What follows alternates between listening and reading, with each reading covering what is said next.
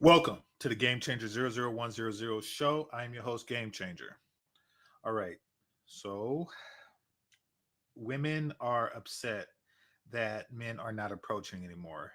I think that the woman I'm about to review and respond to has the closest and most accurate understanding from a female as to why that is. And we're definitely going to cover this fast growing YouTuber's channel on that. But she basically hit the nail on the head slightly. And we're going to go over the slight differences in what I, as a man, believe to what she, as a woman, believes. But before we get into that, I have an interesting comment here that I'm going to address by Chris, where he says, the average man knows he has no shot. Well, thank you for that. And I am going to agree with that with a small caveat. And that caveat is the average man knows he has no shot cold approaching. And that is because exceptional men have also cold approached her. However, average men tend to have a shot if he finds himself in a situation with her that exceptional men don't. Meaning that if she just so happens to be best friends with an average man's sister and, over time they got to know each other and found out that they like each other, then, things like that happens. Um, there's a number of ways, like if they work together and they one day they just decide to just throw away all of the risk factors that's involved with that, et cetera, et cetera, et cetera. But no, it's typically under exceptional circumstances that average men have the best chances. But cold approaching, no. And I'm going to use this reference. I'm going to use this movie reference, to make it clear what I'm talking about. In the rom com, by the way, black people don't really have rom coms, but in the white rom com, there's something about Mary. Hit that like button. That's not the title of the movie. I want y'all to hit that like button. But in the movie, there's something about Mary. You saw Mary played by, a young Cameron Diaz. She was pretty. She was a doctor. All the guys wanted her, and she just kind of like walked around in this la la la la la la la, not realizing that every guy that she has ever looked at or has looked at her for 10 seconds wanted her.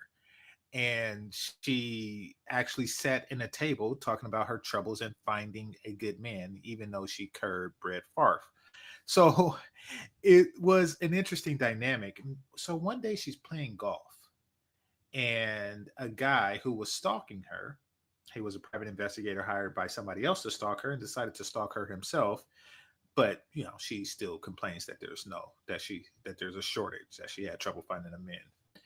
Um, Met her at the shooting range at golf, and he approached her. His line was, "Hey, do you have any pointers?" And her response, while barely looking at him, was, "Don't walk into someone's backswing," which is really a cold rejection. It was a cold rejection.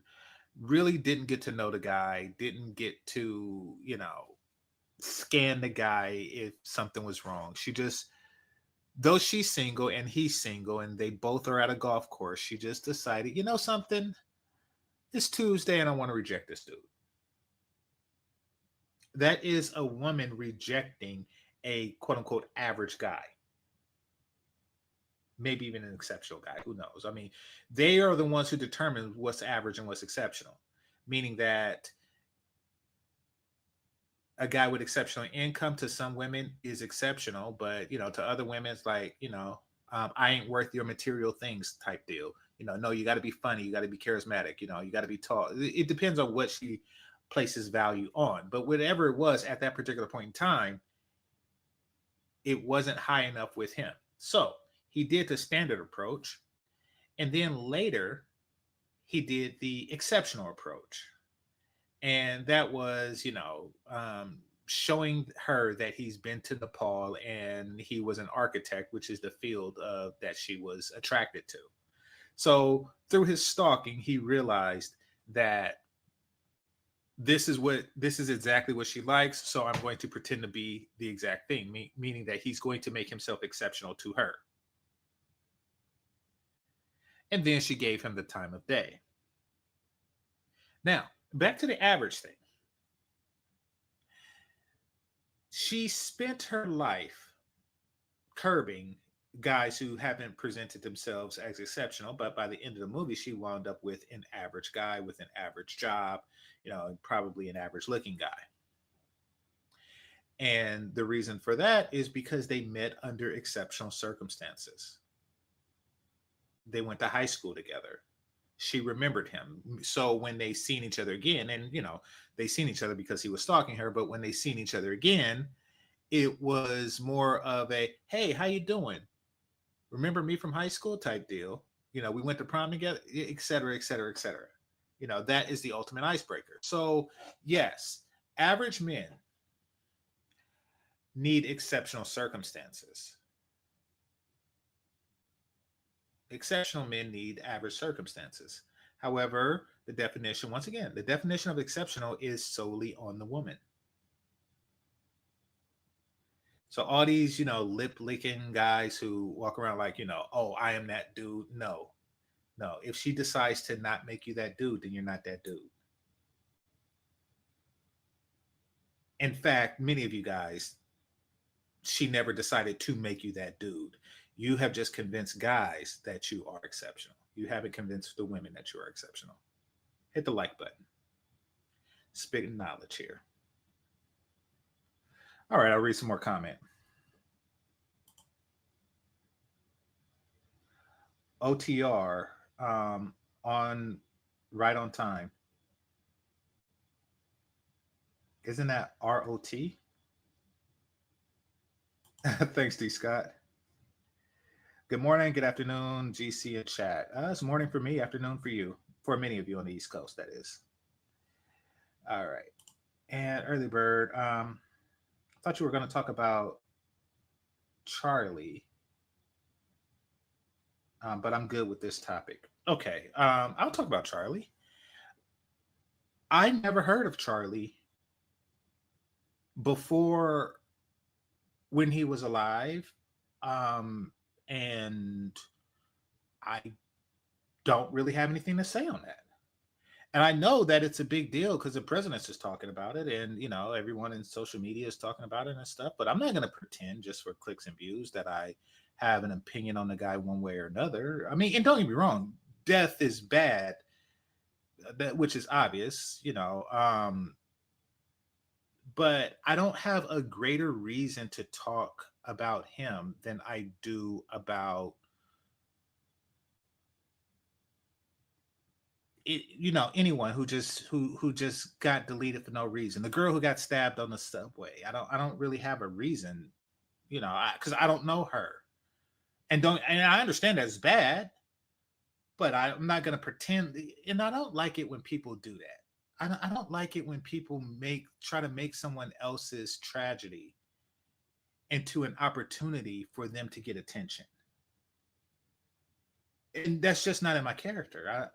If I knew the guy, like when ARC, Kevin Samuels, they met their untimely demise. Hey, I had something to say. I don't know him. I mean, shout out to Malcolm Jamal Warner. You see me post on him, like, hey, it's a tragedy. This happened. Even Hulk Hogan. These are people I knew of.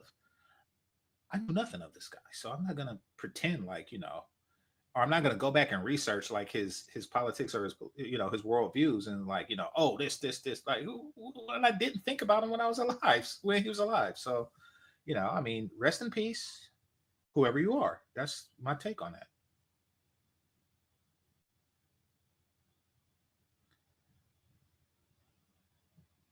All right, so but yeah, early bird. That's my take on that. Off shirt, God face, lip lickers. Yeah, I mean, God's face is good. Okay, I know I talk about God face dudes a lot, but God face is good for women who like God face guys. I mean, I'm pretty sure that there's more women who like, or at least lust after God face guys than there are those who don't. But even God face guys go through more than their fair share of rejection. They just do.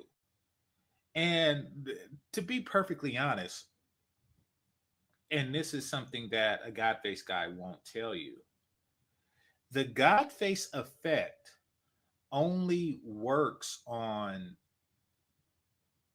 women who don't have goddess face as far as for short term gain.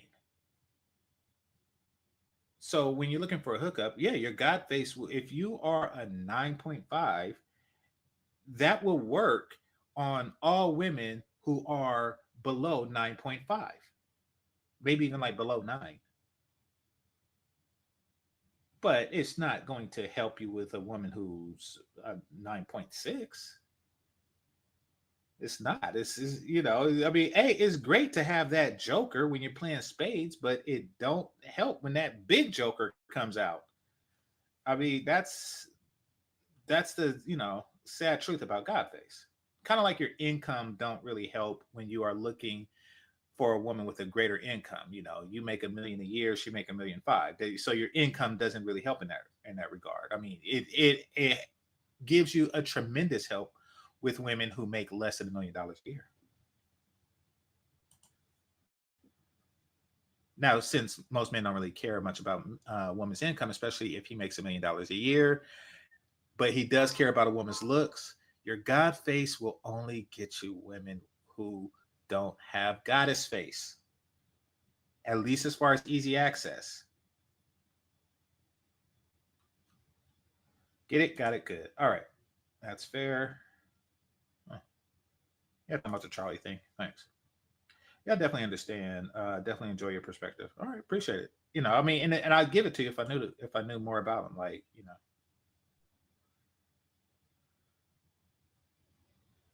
Okay, it's no need to argue. It's just that I'm not. Yeah, it doesn't. Yes, well, I will say that it doesn't really fit into the topics of conversations, at least as far as I know about him. Like if he covered similar topics or something, then maybe. But I don't know of him.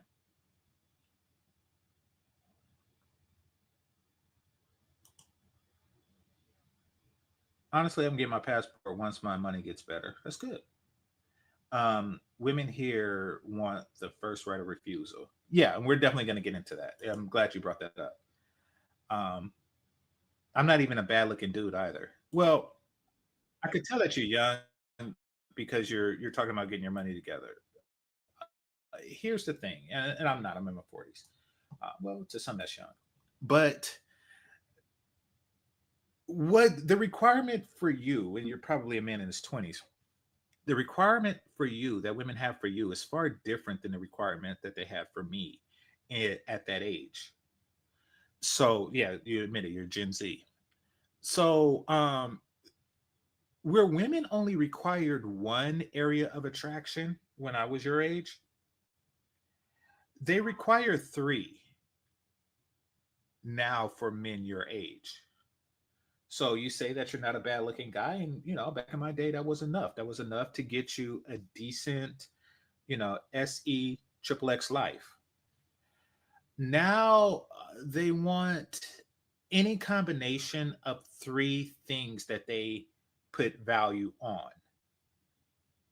So if you have decent looks and charisma and humor, then you have three. Decent looks combined with money and height, decent look. And by the way, they have to value each of these three things. You know, decent looks, combined with intelligence and money. It, you know, decent looks combined with style and the ability to dance. Like it could be any combination of things that they value, but they require three, not just one, making things, are remarkably more difficult for your generation than my generation at that age. Um, for example, you're thinking about getting a passport to go to other countries. I kid you not, when I was your age, I would not even cross the bridge to San Francisco. I'm from Oakland.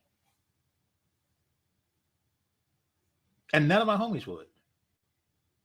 So I respect and I understand, how difficult it is for your generation, you know.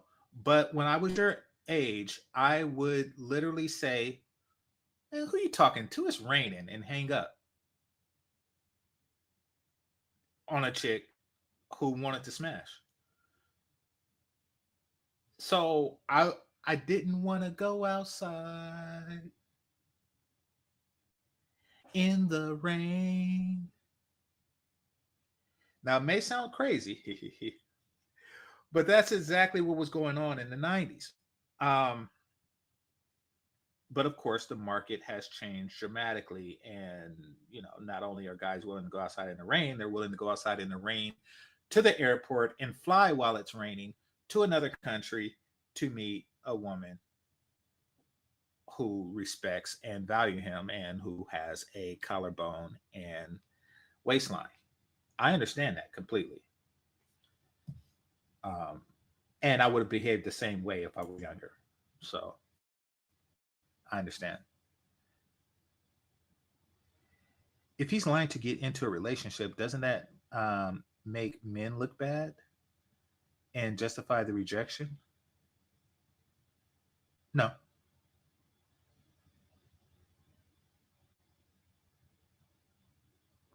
I'm trying to see where you're going with this because I haven't. When you say he's, I don't really know what he you're referring to. But if you're referring to me, um, no, because and this is would be typically obvious. She don't know that he's lying. Oh, I do know what he you're talking about. You're talking about on something that's not married, something about married. Well, again, it would be justified if she knew that he was lying. Absolutely, but she don't, and she didn't reject his lie. She rejected his truth. His truth was he was a guy who went to the golf course and hit on her. That's the truth. She rejected that truth. She actually embraced the lie. Listen to me, fellas. Listen to me good, because Dominic D brings up an interesting point. She rejected the lie, or excuse me, she rejected the truth and embraced the lie. Had he stuck with the truth, then guess what? He would have never even got to touch her boobs.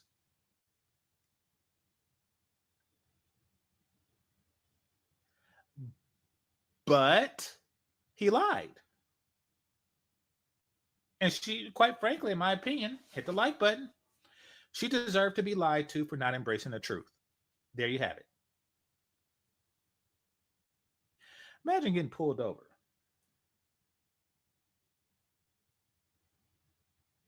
And a cop says, "You know why I pulled you over?" Now, you could tell the truth, and perhaps he would embrace the truth and go lenient on you.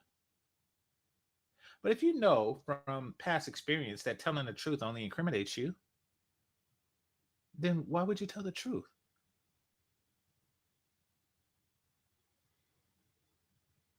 48 Laws of Power clearly states a person should be honest when it's in his best interest to be honest. Now, quite frankly, for me, the overwhelming majority times in my life, it is in my best interest to be honest. And then there's times that it's not. And during those times, I have no hesitation on lying. Take a resume, for example, and they want, say, 5 years experience, and I have 4.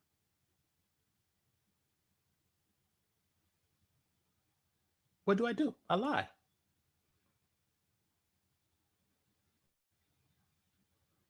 They wouldn't hire me if I told the truth. So you lie.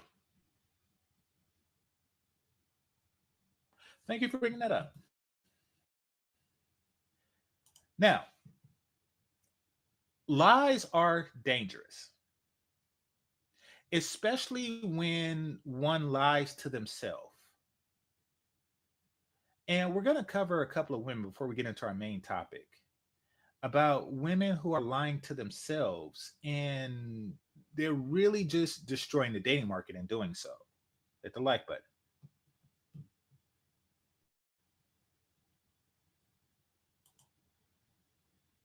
Somebody says, I admit I have lied to get the nana. Absolutely. Absolutely. It's her fault for making you have to lie. If she won't smash a guy who's 5'11" and a half, but she will smash a guy who's 6 foot, you're not a bad person for telling her you're 6 foot. She's a bad person for rejecting guys who are 5'11" and a half. If you just so happen to be 8 inches and a quarter and she wants 9, you're not a bad person for just saying it's 9. She's a bad person for requiring 9 and rejecting 8 inches and a quarter.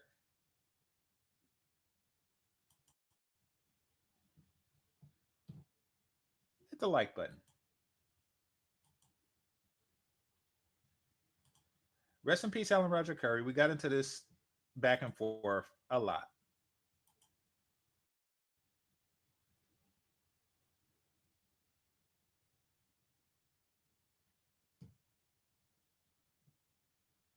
All right. So let's see.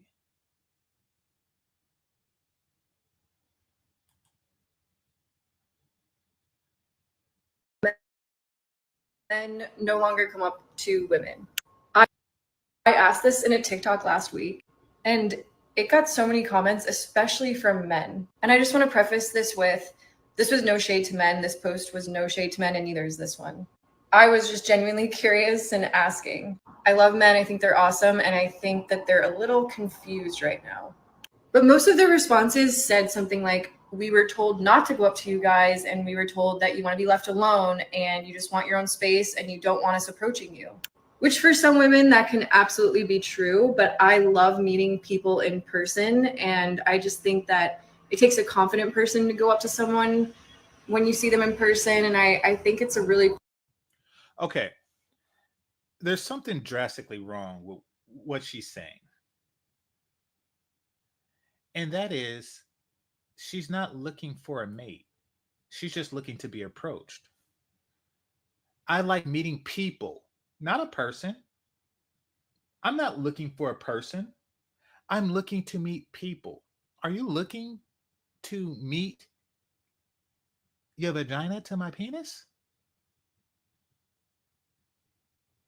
Because if you're not, then and you're just like, oh, I love meeting you. What is that? What does that do for me? So I approach her and say, hey, did you dye your eyebrows or did you dye your hair? Nah, of course I wouldn't approach with that, but let's just say I approach her with whatever pickup line, right? And she said, oh, I just love meeting people. It means that you are just collecting contact information to stimulate you mentally while I want you to stimulate me physically. That doesn't serve me. Do you like meeting your mouth to my penis? Like, what does that mean? Okay.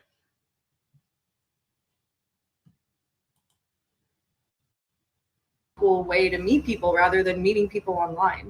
And we're also saying things like they were called creeps and weirdos, and they don't want to be called that. It's not a pleasant experience. But I will say that it has... Okay. These guys are not being direct enough.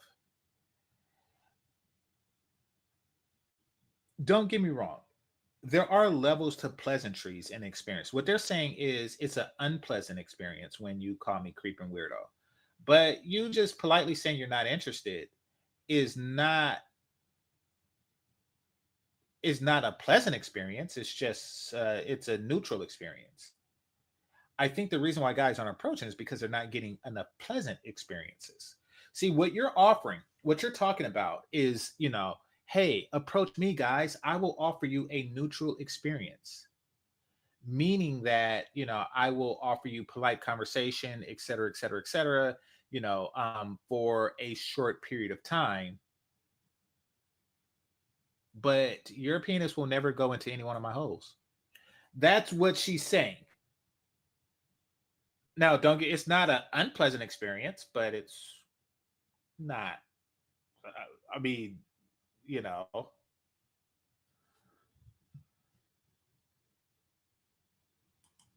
To do with how you approach a woman. Like, for example, myself and my friends have had men come up to us with a really, really intense energy, like a very in your face energy, and they're really nervous and they're kind of scattered and they're very pushy or weird, and their energy is just off. And one of the most attractive things to a woman is emotional intelligence, and that shows within like the first. okay. First of all, emotional intelligence is not a real thing. Let's start there. Emotional intelligence is a word that unintelligent people made up so they can describe themselves as intelligent.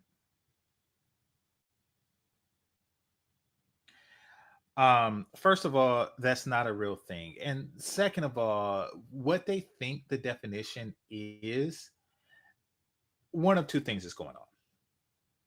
Either she don't like or respect that and she's lying, or two, um, she actually wants that, but the statement isn't true for all women. In fact, it's true for very few. Once again, their desires are scattered. I mean, she might be into the whole, Ralph Trespath thing where I need a man with sensitivity. She could be on that, but that is not the plurality of women. In fact, that's probably a smaller segment of women than it is larger. Um, but I think that you're just downright lying, but you believe that is true. I doubt the last penis that was in your mouth was a highly emotionally intelligent guy. I doubt that sincerely.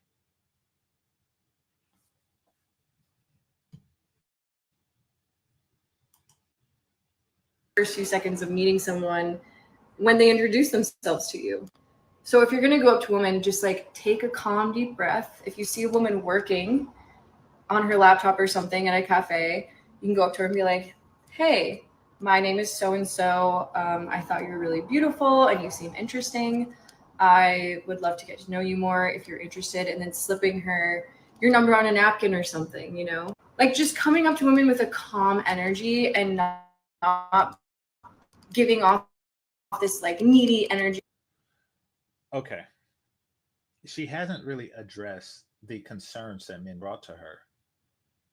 It's always, and this is true for the game dudes, it's always, hey, if you do this approach, then what? Then what?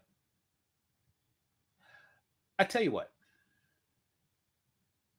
why don't you tell us how did you meet the last penis that was in your mouth?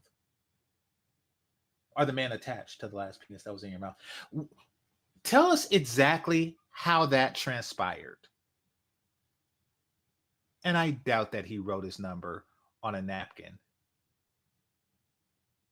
that you later use to blot your lipstick and then discard. And you're like, oh, that had his number on it. Oh, well, I'll get another one. Because you'll get another number as quickly as you got that napkin.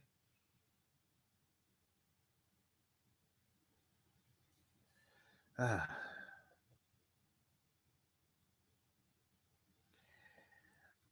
She's just looking for ego boost.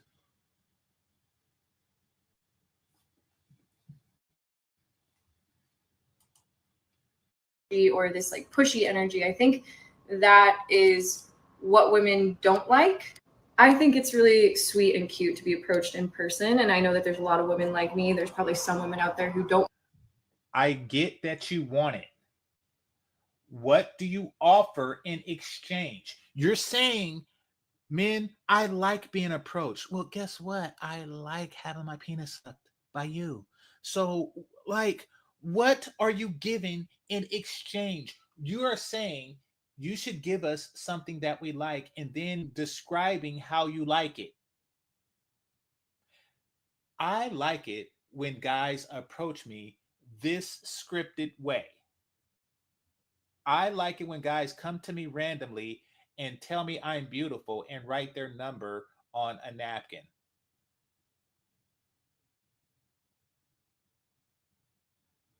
Okay, I get that you like that.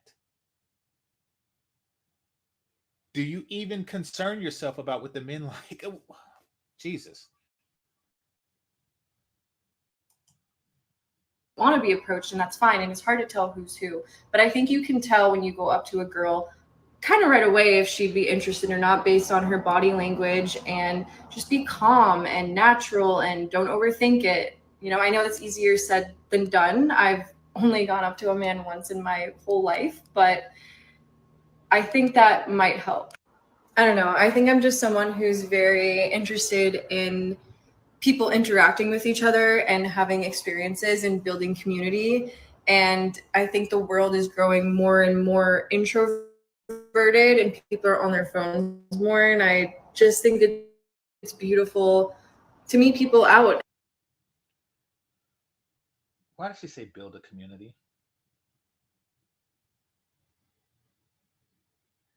You want to know how communities get built by putting a penis in a vagina?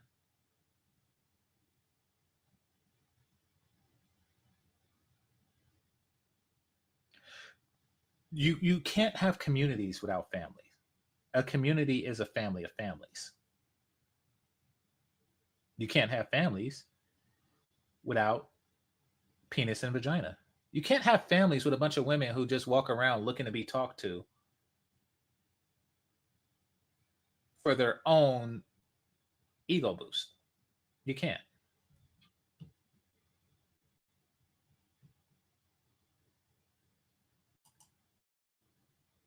And in person, and I just don't want to lose that as a humanity.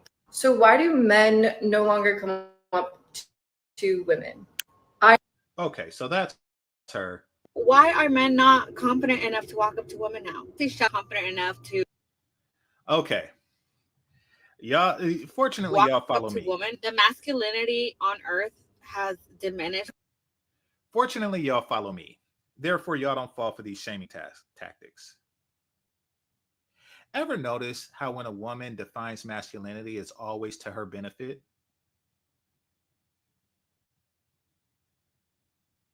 I'm going to start defining femininity to absence of gag reflex. Why aren't women feminine enough to deep throat? What kind of?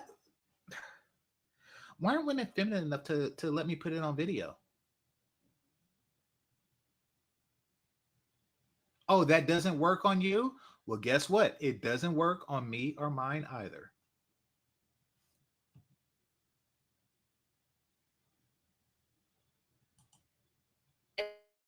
Drastically that guys don't even come up to you anymore. They'll just stare at you from a distance. As a woman who's trying to embody her feminine energy, you're not going to catch me going up to the guy. You're just not.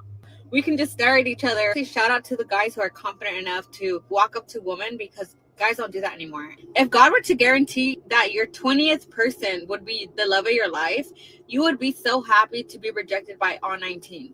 So why are men not confident enough? Because the 20th person is not the love of your life. Take it from a guy who's approached more than 20 women.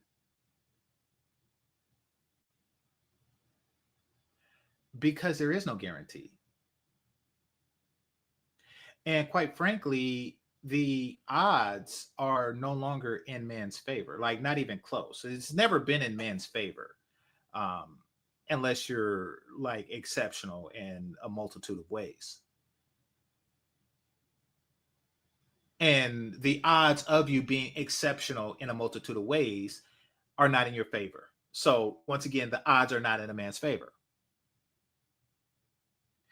But why would, okay, it's like a casino. I think it's like 96.4, something like that. Look it up for me, fellas. You have like a 96.4% chance of winning, something like that in most casino games, which is enough to keep you to want to play. And it's also, enough to where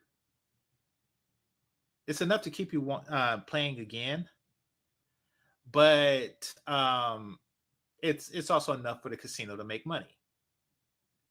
Now, if they were to change the odds and say made it 75%, meaning that you only win 3 out of 4 times, or no, that doesn't mean that. It means that for every dollar that you win, they keep 25 cents. Then your money goes down at such a fast rate that you don't even see the fun in going back anymore. However, for every $100 you win, they keep $3.50. Then you are slowly losing. You're slowly losing, but you had a good time while you were slowly losing. Right now, the rejection rate is too high. So guys just are slowing down the rate of play. That's the only way you can do that.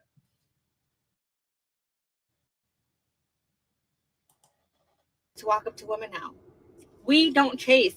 We signal like, you can come up to me now. But all men do is just look at you now.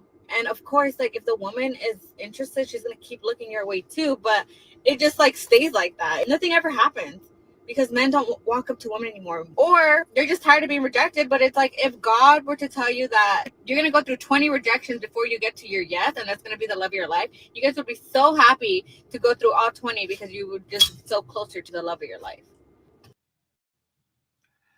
Well, if God told you that you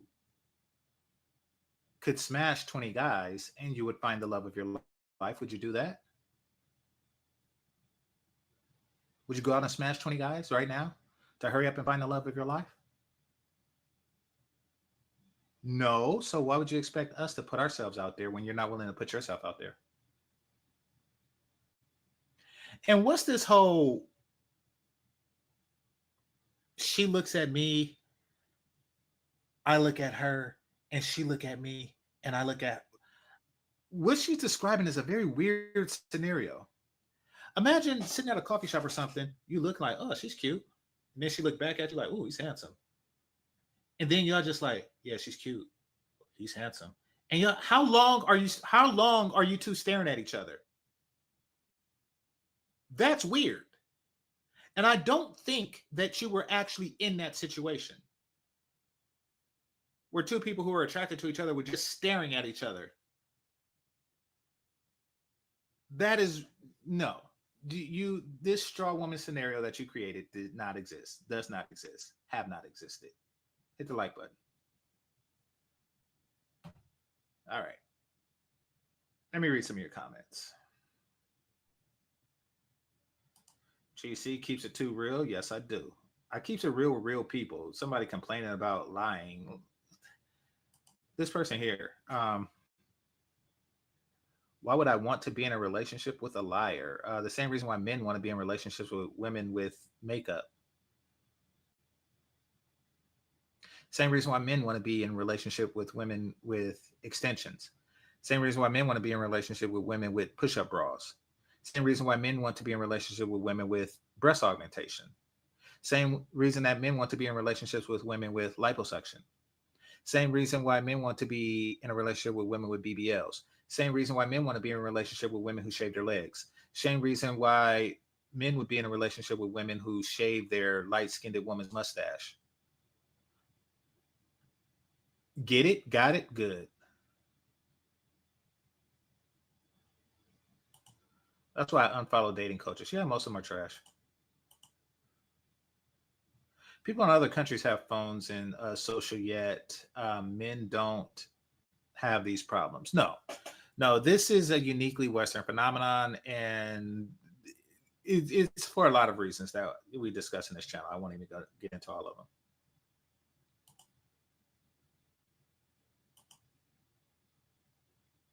Nope, no sugarcoat. All right, let's see. She's just saying things to make herself sound smart. She's vapid AF, yeah. All they know is shaming. Yeah, exactly. Strange world coming from a woman that obviously can't handle rejection. Yeah, true.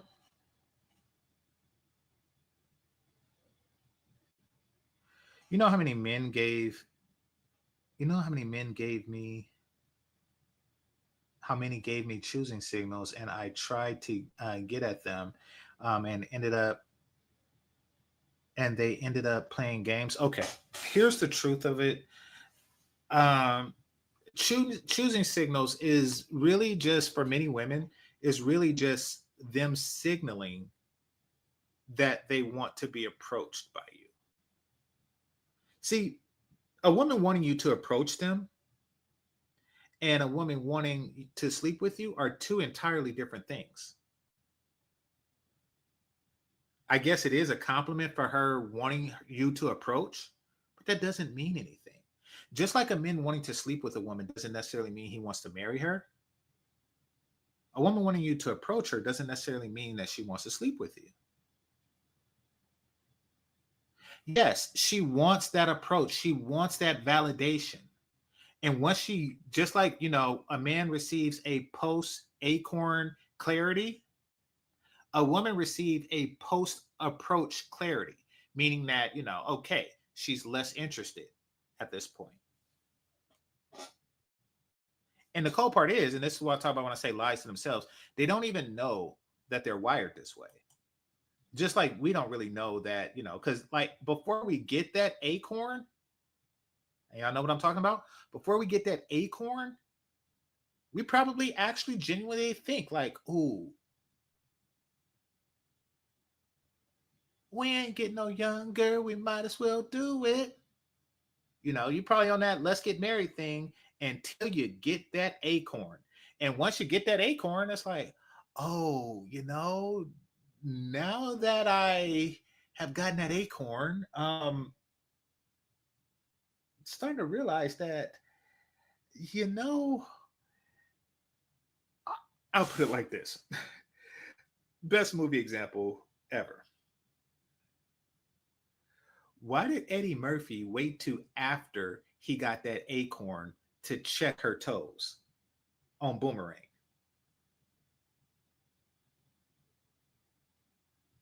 You notice that? Why did he wait to get that acorn before he checked them toes?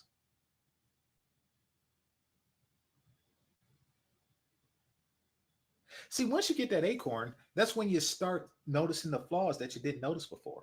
Same with women. Once they get that validation from you approaching, then she starts noticing like, oh, you know something? I don't like his hair. So that's what you're experiencing. Or at least that's what you experience those times.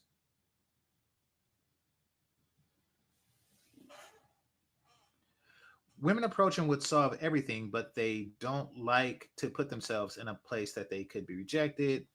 Yeah, it's unfortunate. That would solve a lot of the tension that comes with approaching nowadays. It would. But women aren't wired that way, and I don't, really fault them for the way they're wired. Then again, they weren't wired to walk around, 35 years old looking for a mate. They weren't wired for that either.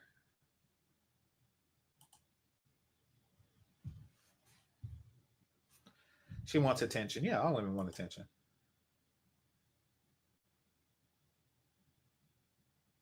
I'd much rather be a guy she calls up for SE triple X than the guy she wants a relationship with. Well, I mean, that's a part of a relationship, at least a healthy relationship.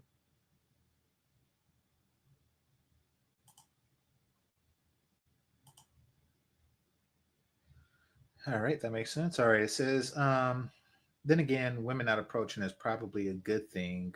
They think they deserve men um, out their leisure, and women 100%. Okay, here's what I found. And by the way, I was in the Dominican Republic recently. For those of you who were listening to my last few shows that I put on members only, the sound quality was off. That's because I wasn't in my office. I was abroad and I was using foreign internet. And I took, let me tell you something. One of the benefits of being a content creator is you can write off trips, provided that they're for business purposes. So in my trip, I took a side trip to Sasua. And I'm going to do a video on that. And this is a slight spoiler of the video.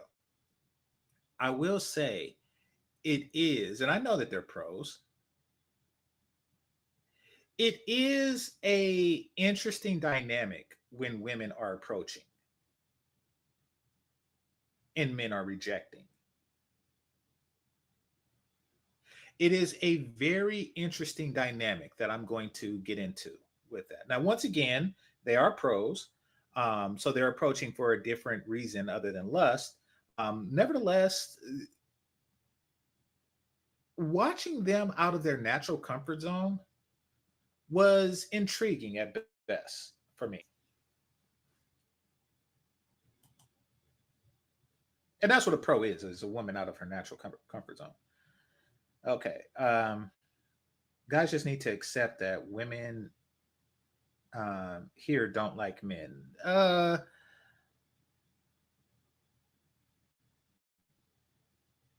I think that it can appear that way. But really, what they're doing is they're holding out for a better deal. It's mass market manipulation, is what's going on. But we get into that in greater detail on this channel. So stay tuned and you'll learn a lot. They have this weird hate towards men, all because they allow media to brainwash them. Now, there is a definite truth in that, and an unavoidable one. Women fear rejection because it would identify their SE SE triple X market value. Okay. Yes. Yes. Women are delusional about their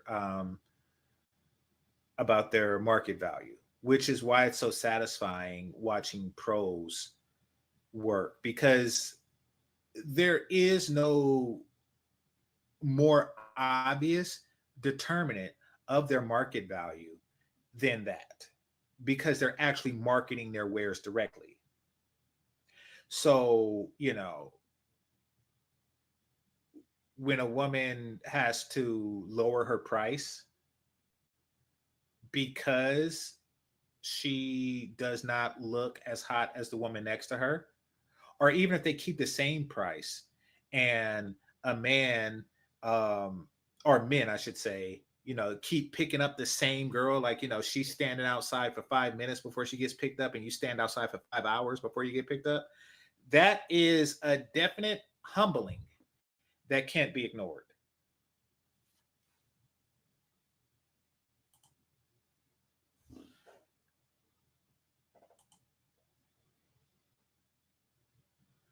If you reject a woman, she is calling you Jihei, and all types of weird. Yeah, that's happened to me.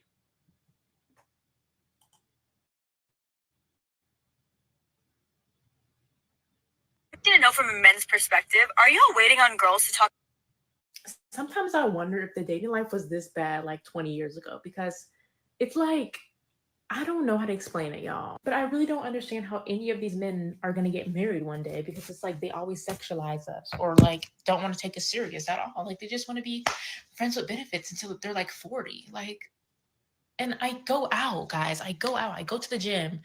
I do things outside. I go to school and I still don't see anybody or meet anybody. So I'm like confused. Like, where the hoes? Where the hoes? Where the hoes?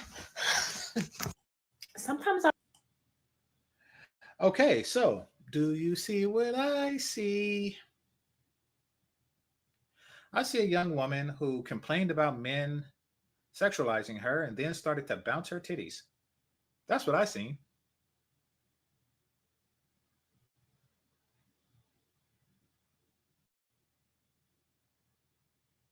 That's what I seen. By the way, her place looks a mess. Now, full disclosure, if I were to cam up, my office would be a mess too. But you're a woman. And I'll just leave it at that. Now, I'm going to dig deeper. Oh, wait a minute. She replied to a comment. Let me see. Yeah, people say join clubs. I'm in 5 clubs, go to coffee shops, social hours, and no one approaches me. No, of course. Men have stopped approaching women who want to be approached for approach sake. Now, she had another interesting video that I'm definitely going to cover, which really shows why men aren't approaching her. If I approach, they act like I'm weird and desperate. That's because you are. Like, keep it a buck. That's because you are. I mean, if men don't welcome an opportunity, a se triple sexual opportunity,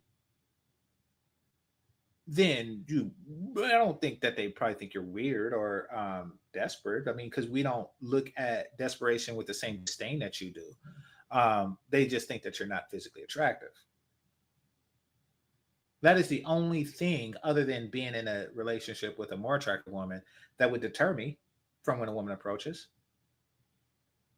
And I have to say, and I think that this is true for most guys, but most guys probably behave different in this situation. Most women who approach me, I'm not attracted to no fault to their own. Well, to some fault, they need to like not be as fat or something. But um, and that's just a you know the top and bottom of it. And then there's another category of women who approach who I am attracted to. However, I just so happen to be more attracted to their friend. Now, what does that mean? That means that if their friend wasn't there, I would have approached them. I would have approached her. But your friend is there. Here, let me show y'all what I mean. Let me show y'all what I mean. Because this happened to me too. Yeah, something very similar happened to me. Hit the like button. We're going to get into this.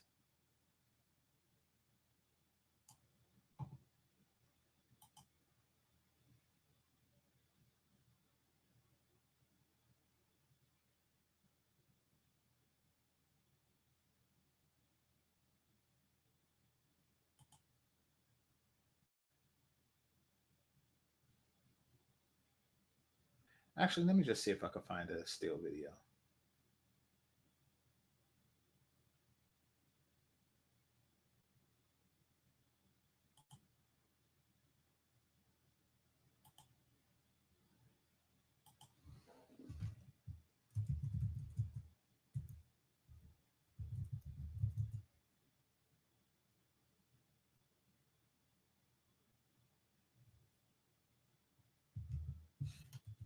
All right, give me a second, y'all.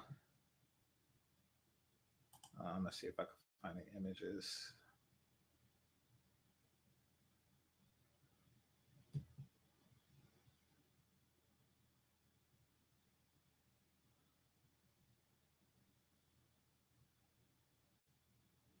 Yep, here we go.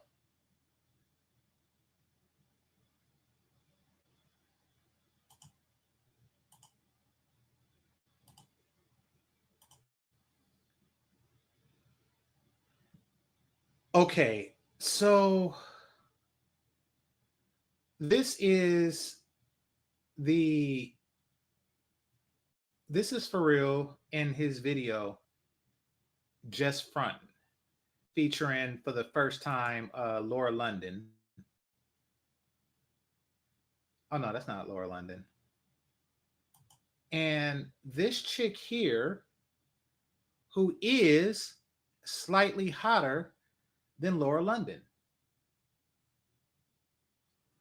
Now, Laura London, at least in her heyday, and here it is. Here's both of them. Now, Laura London in her heyday, she's a cutie. She's a cutie. She's definitely smashable. Um, I just found her friend a little bit hotter. Meaning that if Laura London wasn't with her friend any other time, I would be elated if she were to approach me. But the way I'm wired, I just can't stop thinking about the friend.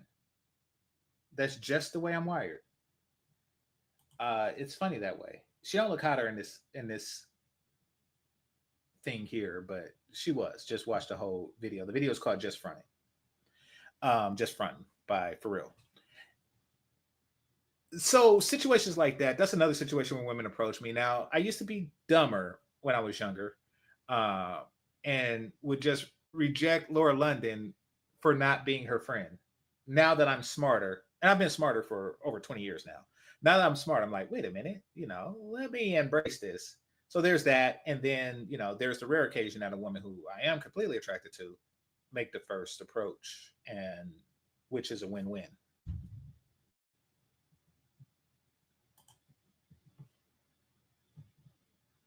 Someone said the chocolate girl is definitely hotter. Yeah, I agree. All right, so now we're going to go into a deep dive on this woman's page.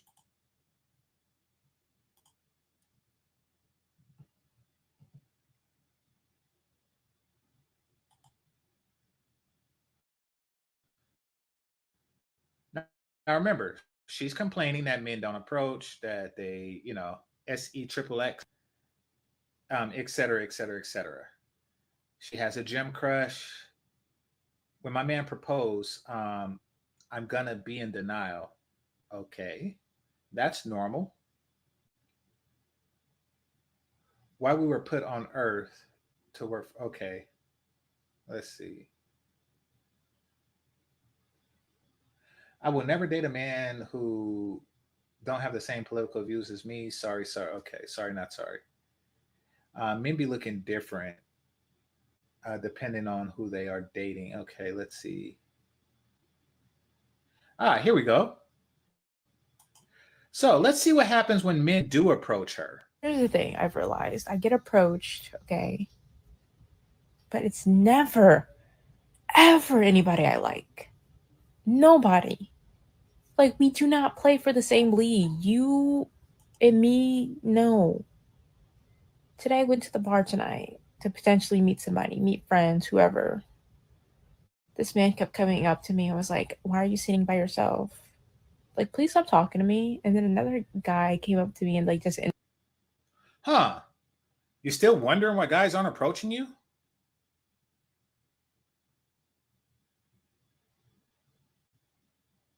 You're still wondering why guys aren't why aren't guys approaching me? Please don't talk to me.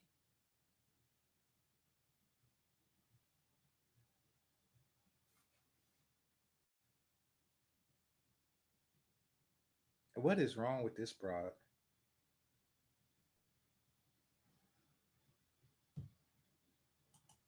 Introduced himself, and I'm like, you're the most interesting man I've ever seen in my life. Please get away from me. And he just like kept making conversation, and I said, have a good night. Like, please leave me alone.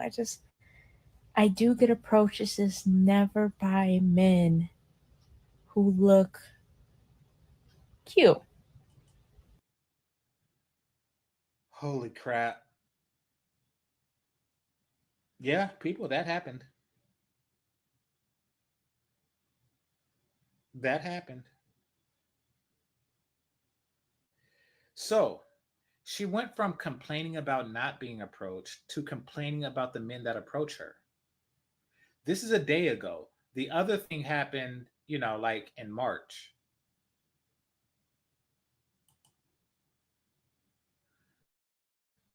She went from saying that men don't approach her.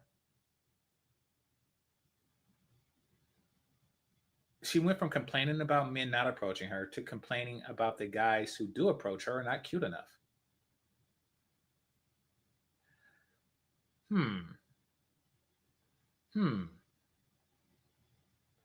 Men enjoy sex, but sex is overrated for most women. Okay. You really sound like you're fun. California dating sucks. Being intimate with a man. Let's stop ghosting once I give you my number. Okay. Do you ghost? I'm willing to bet there's a video here in here. Oh my God. Now she's just saying I want to. Okay, let me click this. I haven't seen this. Let me click this. For me, like I'm having a bad night. I went out and I was on my third location and my car started acting up. And mind y'all, when I was at the first bar, I broke my drink. Literally, my drink fell on the ground. But in times like this, I just want my man to cuddle me and pick me up. And like we go out to eat now and get canes because I feel bad, but I don't got no man. What a man that's going to. Okay. The thing is that women feel this way once a month at best. And if you don't call her during this once per month period of time, then she's not going to answer. Say you get her number when she's feeling exactly like, I want a man, and then you come along like, hey, how you doing? She'll give you her number because she wants a man that day. The next day, I don't need a man. I don't need a man. I don't need a man. I don't need a man. I don't need a man. And if you call on any of those days, then she's not going to answer. And if you call again, then you're desperate. And the whole purpose of you getting a number in the first place is over. If women felt this way, say 20 days out of a month, then they would have a man. But they don't.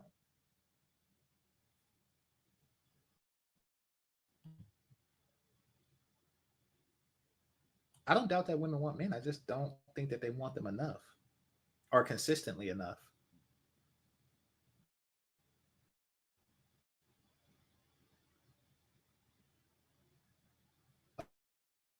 Okay, so I'm going to see what she says. Um, I want a man video where she says, let's stop ghosting once I give you my number. So tired of giving people my number on Tinder and Hinge and all that because it's like we have great conversation on Hinge.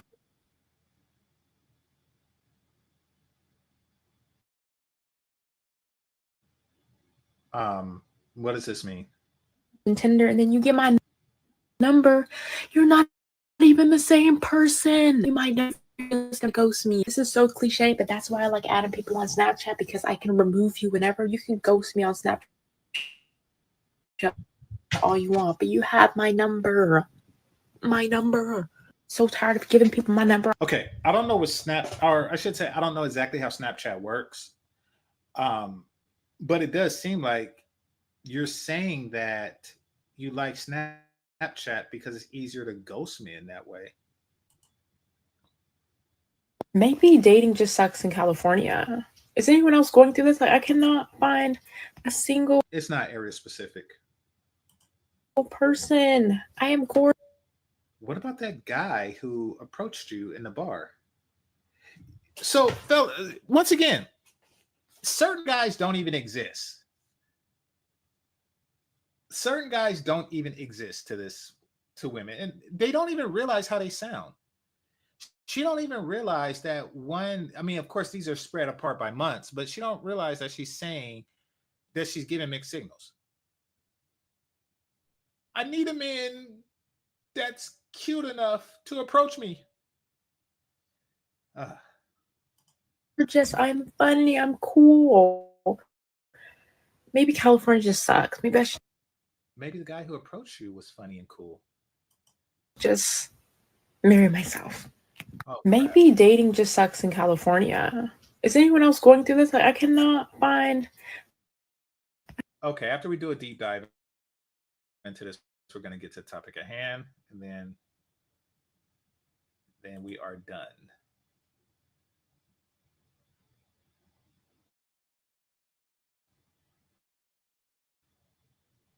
Um, she's a non-curve 6. Kind of like if you get like a 70 or a 60 on a test, that's a D. Or actually, let's not say that. Let's just say you get like a 75 on a test. Now that's a solid C if there's no curve. If there is a curve and that curve is to your favor, then that C becomes a B or an A. And that's what's going on here. Because, yeah, without a curve, she probably would be in the average range.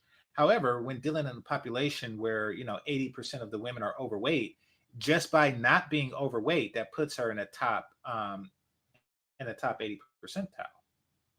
It does. And in a culture where,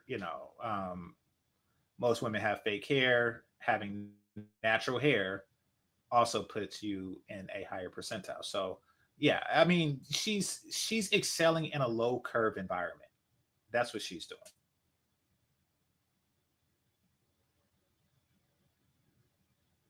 Men explaining why they won't commit to you. Let's see. I like watching chicks like this tell on themselves.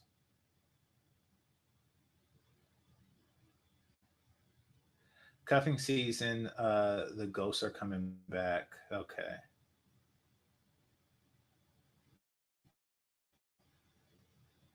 It's important to look at what someone's really looking for on dating apps. Okay.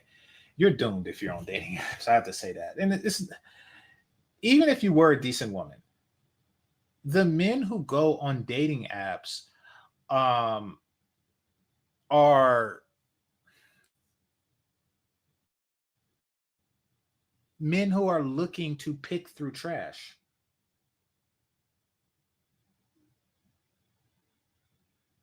Yeah, these are men who are looking to pick through trash.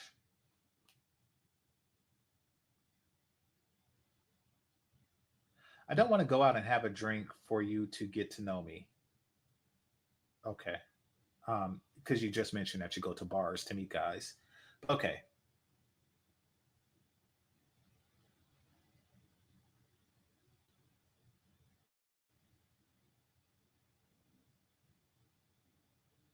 All right. Let's see.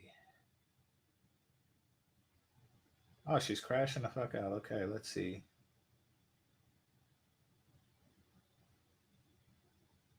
I miss when doctors actually helped. Okay. Let's see. I don't date wiggas. They will traumatize you. Huh.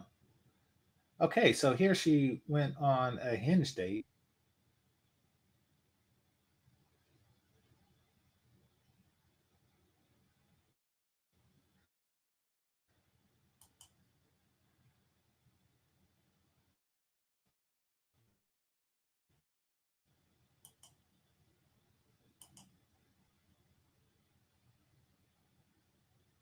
Oh, sound is available.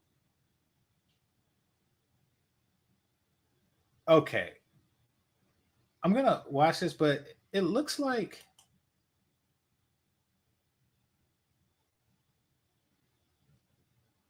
Why did you put that if the sound isn't? Why did you post it? Why is it still there? And you even noted that sound isn't available. Oh my gosh.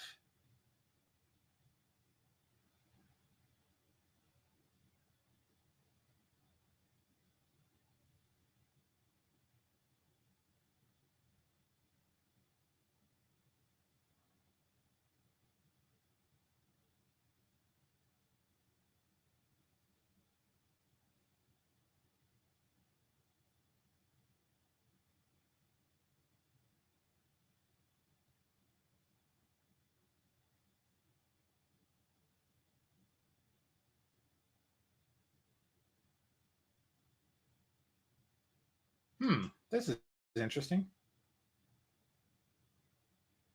We don't talk enough about how when white boys' views get low, now they love black girls. Oh my God, they love black girls until you go to that following. Doesn't look like you like black girls. Does she have herpes? Is that a herpes?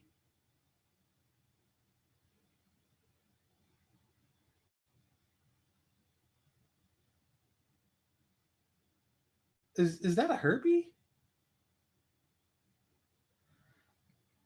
Oh. Well, at least she's smarter than many of the divestiture swirlers. Well, I should say she's more honest because believe it or not, divestiture swirlers actually know exactly what she just said, but they will still, fabricate a relationship with this guy just for the optics of it because that's what they're after. They're after the optics. And they want black women to be seen as desirable. So if a white guy is willing, he has the same agenda, then they'll just wrap themselves in the same lie.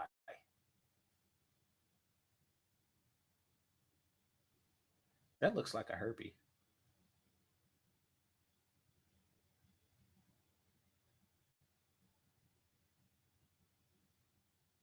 It's still there. Okay.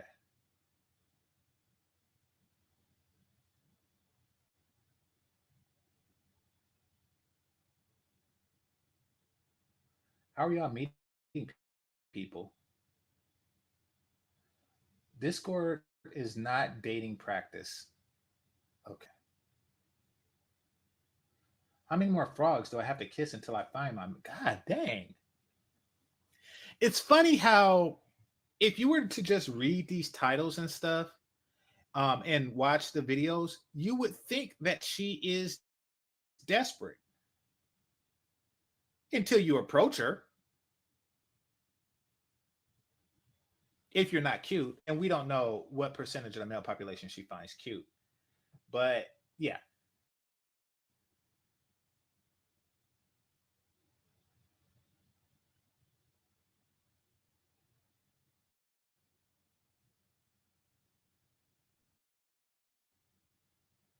Things that dang, all of her videos, most of her videos are about being unhappily single.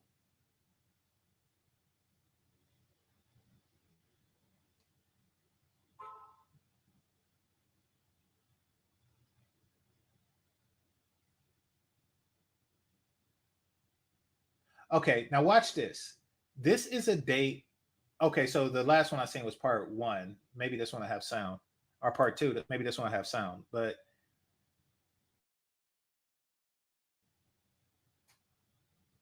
I'm going on a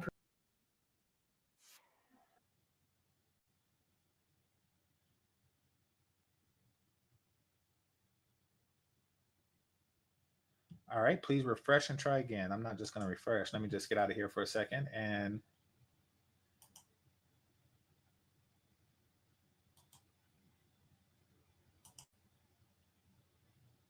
then I'll refresh.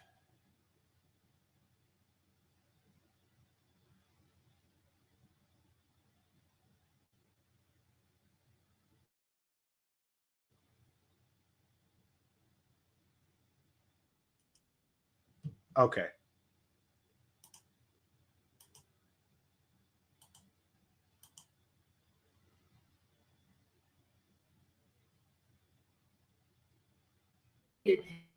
I waited all the dating apps for 2 weeks. And then 2 days ago, just like, fuck it. Like, we just get on. And I see this beautiful man. We have the same TikTok follower. So we're going out. Gonna play mini golf. We were on the phone for 2 hours. So I'll let y'all know how it goes. This man is so fun. Date went so good. Holy crap. Did this chick just say he's almost out of my league?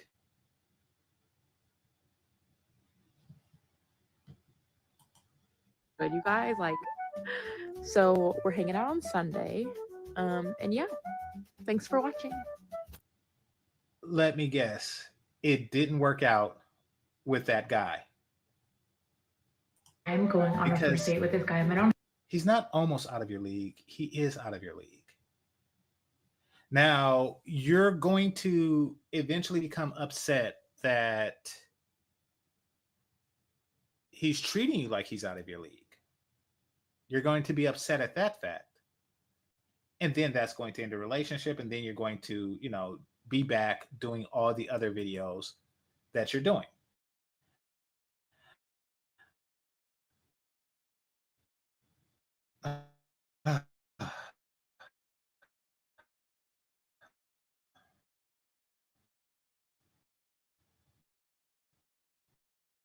These chicks are so predictable.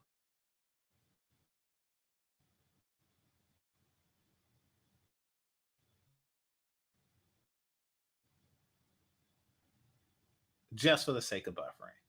But I got to tell you, women like this is really spectacular to me. How she's young, not ugly, but definitely unaware. It's very naive, a whole bunch of stuff, going on here. But she does seem to be hyper focused on looks. She's definitely looking for a man who is prettier than she is handsome. And everyone has a right to their criteria, don't get me wrong. Or excuse me, more handsome than she is pretty. Everyone has the right to what they want. However, all I ask is that you address that in your complaints. That's all I ask. So when you say, oh, dating sucks, just say that dating sucks with the men that you find physically attractive. Add that caveat. Men don't approach. Make sure you add that caveat, because then it seems like less of a society problem and more of a individual criteria problem, which in this case, that's what it seems like it is. All right, let me see if I can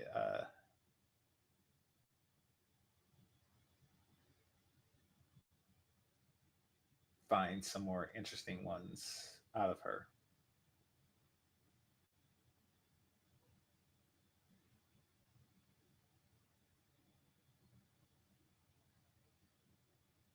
Oh, she has a video saying, how do I explain to men that I am dating to marry and not hook up? Well, you can explain it all you want. We don't care. Okay. Notice how, and I did this for like an hour now. Notice how the common theme is what I want. It's women saying, this is what I want. Why don't you understand that I want this? We do understand. Are you even talking about what we want? Is one of these videos about what men want, what you are offering men?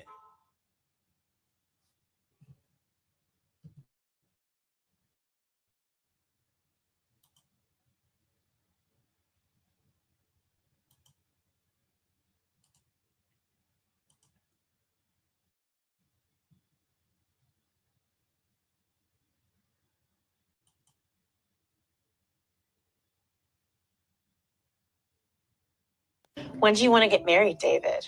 Soon. When? Yeah, I said soon. When are you going to ask me that? Whenever the time is right. When do you want to get married? Okay. So I didn't know that was like a recorded script or whatnot.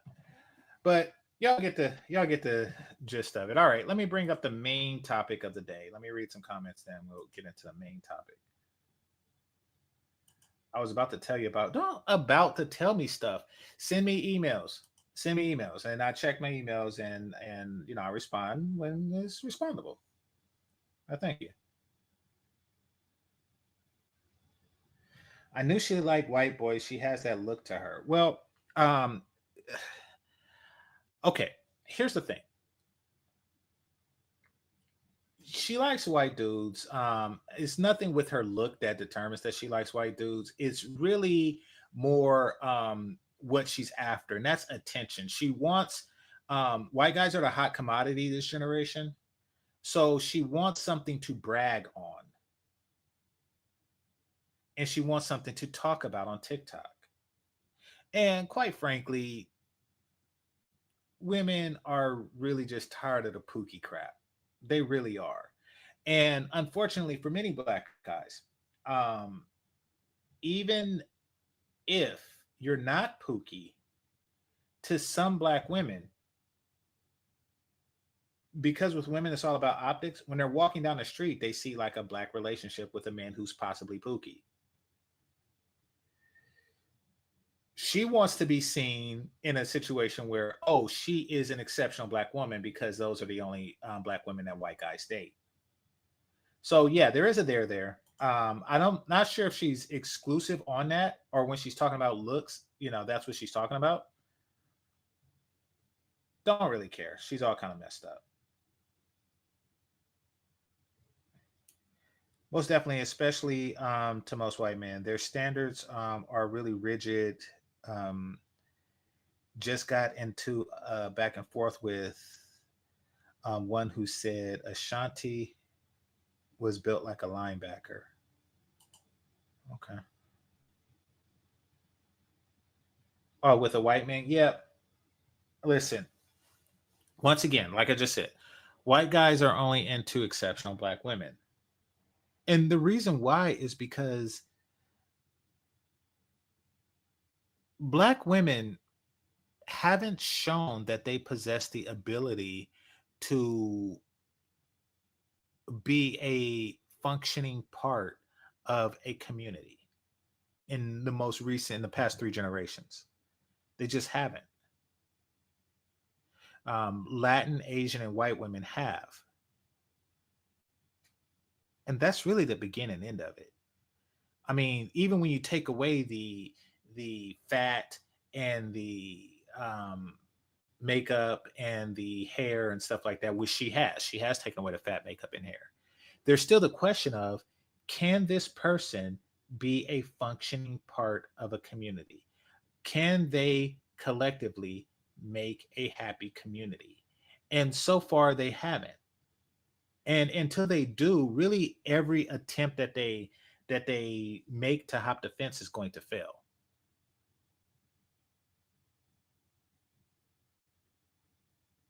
I mean, it's kind of like being a CEO of a job, of a corporation, and that corporation failed. And then you apply for another CEO job. They're going to look at your track record, and your track record with the black community is trash. It's trash. The way most white guys are looking at it is that you just got finished trashing your community. Now you're coming over to trash mine. That's how they look at you. That is how they look at you. You just got finished trashing my community. Now you're looking, or you just got finished trashing your community. Now you're looking to come over here and trash mine. That is in the back of their head. Now they're willing to ignore that. They're willing to make exceptions under exceptional circumstances, meaning that, she's beautiful and she makes more money than him. Then he's like, oh, okay. I mean, but yeah. And now you have black women, probably like her, who are of the mindset of, okay, since white guys only accept exceptional women, if I get with a white guy, it means I'm exceptional. Okay.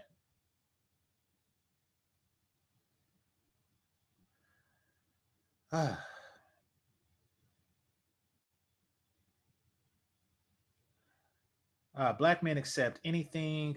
Right, right. It's could you imagine a woman being overweight and bald in any other community? Exactly. So, yeah, exactly. And the cool part is that any white dude that is willing to seriously date a black woman, and this goes to the divestors and swirlers, not necessarily her, has at least one black friend or has had at least one black friend in his life. So he's keenly aware that the problem doesn't really lie with the men. These are guys that are just out looking for cooperative women. I think his name was Alan Thicke, who was with a black woman and she was complaining about black men. He's like, no, I have plenty of black friends who, who are great guys. They just, blah, dot, dot, dot. Listen, y'all, history will not forget anytime soon that you are the group of women, you are the first group of women in recent history that have betrayed their men on a collective scale. You are. Men are not going to line up for women like that. They're not. If you look at who men like the most, it is the women who have shown a consistent loyalty to their men. And that's Asian women.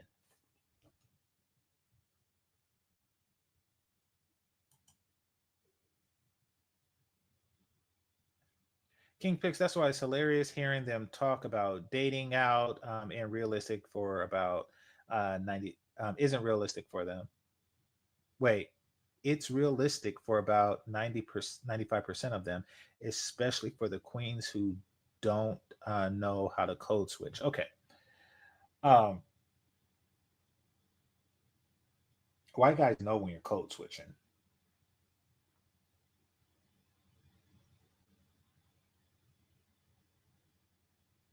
They just do. I yeah. I don't know who they think they're fooling. I mean, yeah, they know when you're code switching. Everybody knows. It's just nobody is saying anything, but you pretty much know when you're code switching.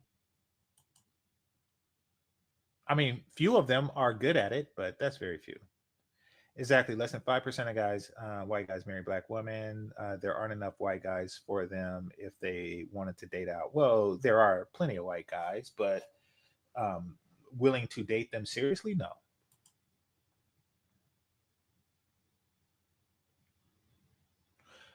The reason why is because most black women look ugly without wigs, wigs and waist trainers. GC. Well, I disagree with that. I mean, well, most are fat. So yeah, but I think that when black women maximize their looks, which they won't do because it's too much hard work, and quite frankly, they don't want to believe that they have to. They're the most beautiful women, but once again, they don't. I'm a minute behind, but that's what women complain about. The men I won't don't date me. Yeah. Well, it's a little deeper than that, King D Scott, because not only are they complaining that the men that they won't don't date them, they want the men that they don't want to try, which is extremely mentally and morally and ethically just screwed up. Because I don't want women that I'm not attracted to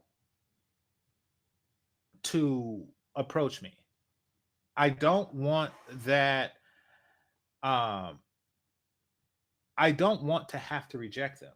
Just like when I was in Sasua, I don't want to reject the girl who's just working, who's trying to get some bucks for whatever reason.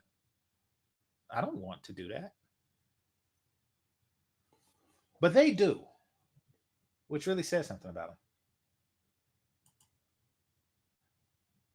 If you took off the wig, weaves, and the shapewear, at least 70% of black women would be considered average or below average. Well, more than 70% because 80% are fat.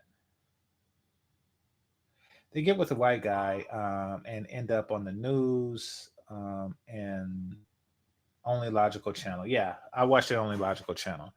That's not commonplace. Some of them are able to convert naturally, but very rare. So it is funny because I like tokens. I actually like the Valley Girl accent and stuff like that. I do find that they are very, very, very difficult to get for a number of reasons. And they're actually more difficult, at least for me, to get than actual Valley white girls. So in college, right, there was this chick, and she was part of this white sorority, which should have been like a red flag for me. It should have been like a red flag for me because um, a black girl who joins a white sorority is really looking to escape blackness, but not only that, they're looking to escape the best aspect of blackness. But I didn't care because I really liked the Black Valley Girl thing going on, right? So seen her, and I've seen her walking around campus a while. I was like, all right, I'm gonna shoot my shot, right? And then I forget what I said exactly, but she definitely gave a physical appearance that she was not interested. She made it clear to any onlookers that she was not interested. And there was a point to where I just continued the conversation for the onlookers, meaning that it'll look bad if I walked over there and talked to her for 5 seconds and then walked back. So it was bad all around. And then in doing this, her friend was like, well, why are you so concerned about, how she, and I forget what I said, maybe it was how are you doing? But she was like, her white friend was like, why are you so concerned about, you know, how she's doing? You didn't ask any of us how we're doing. And something dawned on me that day. And I was like, something? It doesn't make sense for me to go after the one black chick in this white sorority when my odds are far greater with any of the other white chicks in the white sorority. Now, don't get me wrong, I'm not going to go after the one white chick in a black sorority either. But I'm like, something? I shouldn't be doing this. I should not have approached that girl, not because of the way she acted and behaved and stuff like that. But the truth of the matter is, and this is going to hit the like button because this is going to blow people's mind. In that particular situation, my best chance at getting with the black girl was to first get with the white girl. Now, I'm not a dating coach, so don't take this as advice, nor do I know what college age dudes are going through in the dating market, intimately, that is. So, but I realized, like, if I would have got with Becky, then eventually Bridget would have gotten with me if I would have played my cards right. And the reason that I've come to that conclusion is this black girl wants to be a white girl. And she just wants to do what white girls do. Blew my mind.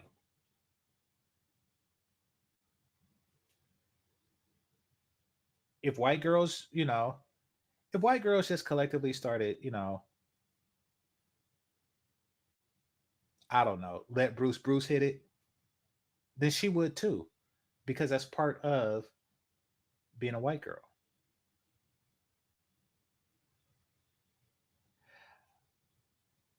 But unfortunately, I did not have that sense of social strategy. So really what I wound up doing was declaring to all of the white girls in the sorority, and white sororities, at least at my PWI, were a lot larger than black sororities, is that I'm into black women, meaning that if you line up 100 white girls and or 99 white girls and one black girl, I will pick the black girl. They'll always be second choice. So I just marked myself basically. Now, of course, it wasn't like throughout the whole sorority, but I did make it clear to at least the ones standing there that I will pick Bridget over Becky. Um, big mistake, big mistake. She has something to prove, and she can only do so with a white dude.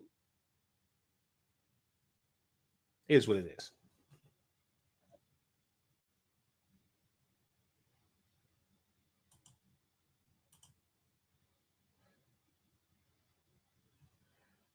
How many Pookies are there as viable for a relationship?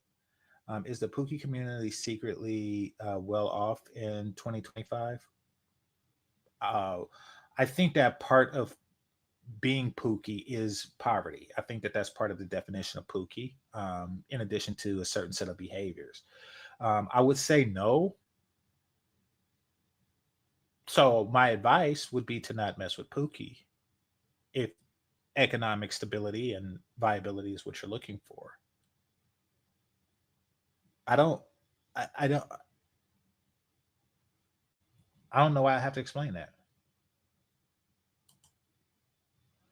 Are secretly really good people. Well, they wouldn't display themselves. They wouldn't try to seduce through bad boy tactics if they were good people. Maybe they are good people, but they feel that, what gets your motor going is not good people. It's not even Pookies. The black version of the average Brad they date aren't as attractive. The black version. Oh, I see what you're saying. You're saying that if a guy was equally attractive but black, he wouldn't have the same opportunity with her. I don't know. I don't know what her case is.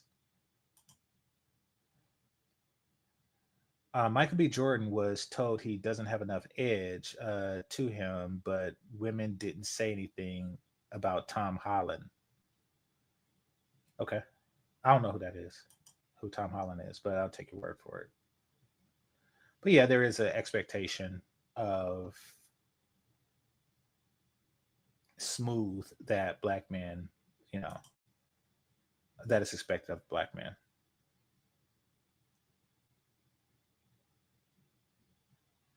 Talking about lip sync. Okay, y'all talking about something else.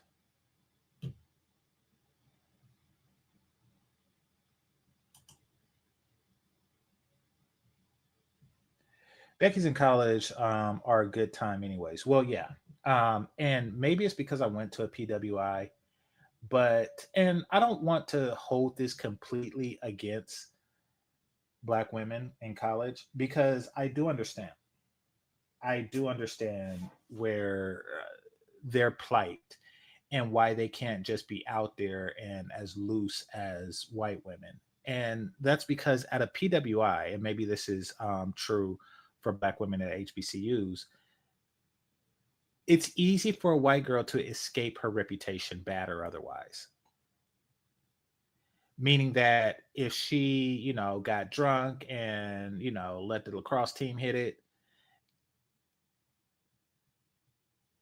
she'll be that girl. But then, like a couple of months later, she could do the same thing with the basketball team. And they not even know it because it's so many different social circles going on in college. So that's the case with them. But, if you're in a school where it's like 10 to 15% black, then once your reputation is tarnished, once you're that black girl whose reputation is tarnished, then every black person on campus knows. Trust me, I had a reputation because of my BDSM antics that spread throughout the black people in college very quickly. So, it is what it is.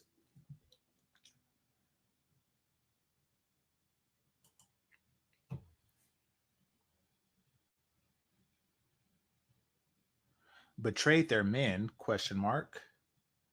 Do other men know about the idea that black women choose welfare over their men? Yes, they do. Yes, they do. Why wouldn't they know that?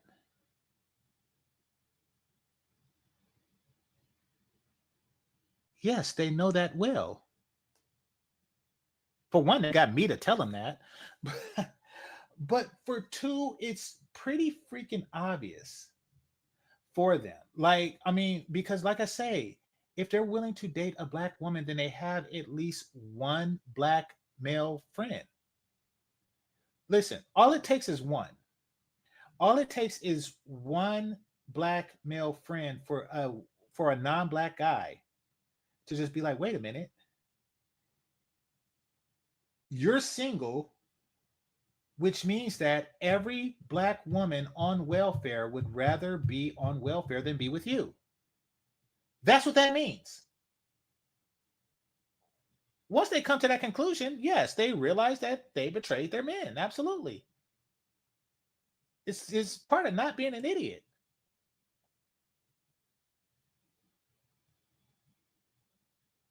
Bitches want what other bitches want. Yeah. Yeah. No argument there. Normally. Yeah, true.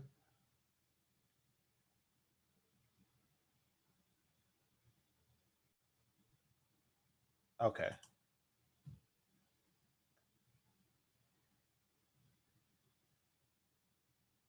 Okay, yeah. Different criterias.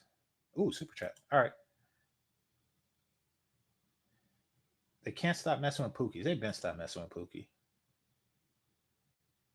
Keisha and Pookie has the highest STI rate.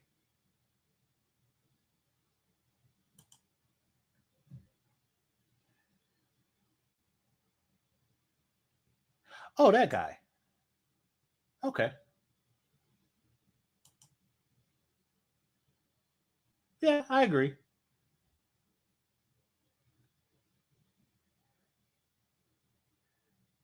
Women are very status oriented. Absolutely. Absolutely. Um, and try to find their place in the social hierarchy. It's funny because this particular black girl seemed comfortable not being at the top of that social hierarchy.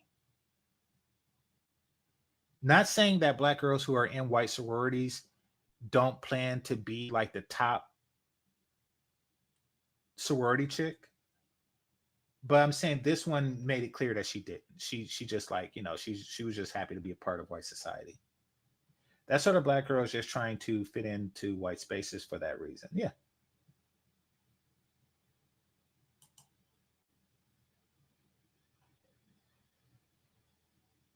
Other races don't even interact with black women because they know they can't win. Talking about men or women? My white mom always said, shout out to Theo Wap for the super chat. Greatly appreciate you. My white mom always said that American black women were foolish to choose welfare over black men and families. Yeah, absolutely. Well, I mean, and I know how problematic your mom was. I won't get into details on it on this episode, but the thing is that your mom saw potential in you. And for those of you who can't tell, Theo's a light-skinned black man with a white mom. She saw potential in you. The same way that Barack Obama's mother saw potential. Like, they don't just, they're not going with the black men are defective, therefore I won't invest in them. Which, by the way, I mean, you're not going to sell yourself to other groups of men with the whole concept that defective male babies come out your vagina. You're not going to do that. That's a no sale. But anyway, because they see value in black men that black women simply don't, men and boys. And that's another reason why they remain at the bottom as far as dating preferences goes. King Pix, remember he did that sus video with that black guy. I don't know who you're talking about. All right. No, I don't remember. What, y'all talking about Spider-Man? I don't. Okay. Okay, so apparently Spider-Man got piped down by static shock. Who knows? But I'm going to move forward with the topic at hand. All right.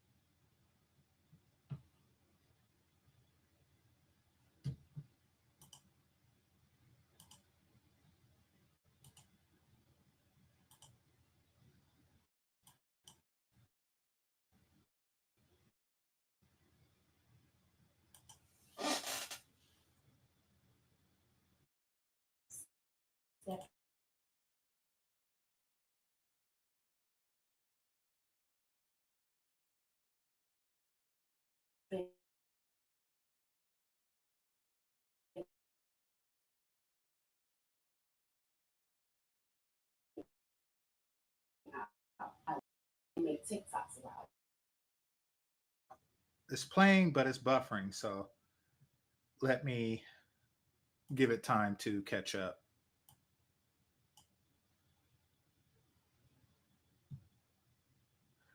She's glossy. Press 1 in the chat room if you believe that she is related, even by distant, to Shay Sade. Press 1 in the chat room if you would not be surprised if you just called up Shay and said, hey, you wouldn't happen to have like a sister or cousin that's also on YouTube? And she says, yeah. Yeah, her name is whatever this chick's name is. Her name is Remi Rene. Their names even sound alike. Just saying.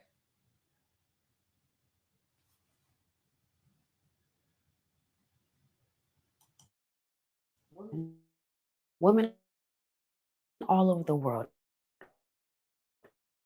are dressing up, stepping out, giving green lights, and still going home alone. Man, I hate that it buffers. Like it went. StreamYard is annoying.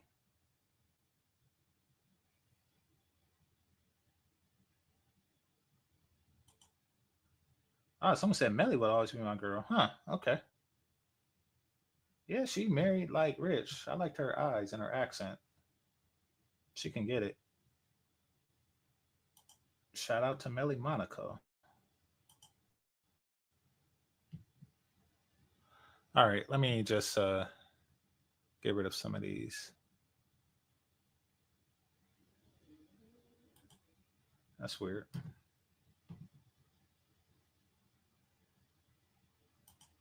Somebody said I just discovered her and I'll hit. Yeah. I don't blame you. I do not blame you. I hope you're not talking about Shay. She's married. Maybe this chick is married. I don't know. Why would MTR respond to Melly? Did something happen? It seemed like he would just leave it alone. Like either he smashed and it's over, or he didn't smash and it's over. Either way, it's over. I will just. I think you need to let it go.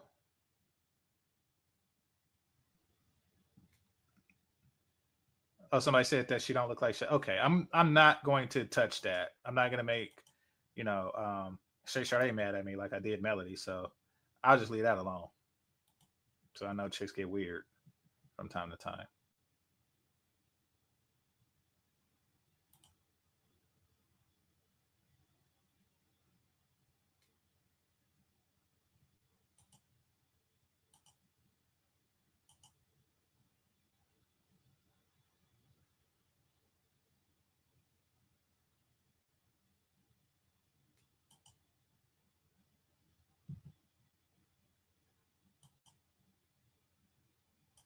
Okay, so not only do men not approach women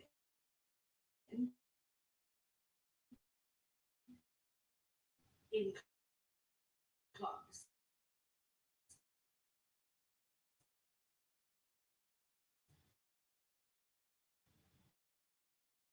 you come.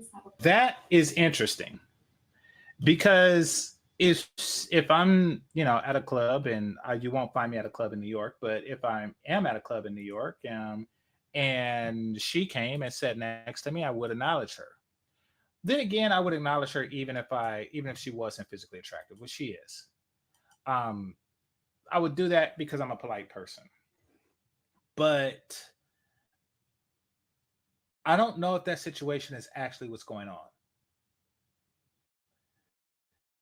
Now, I will say that, hey, you're sitting down with your friends and some chick comes over, it's because she's not really they're more into whatever it is they're doing. At least that's what I've noticed.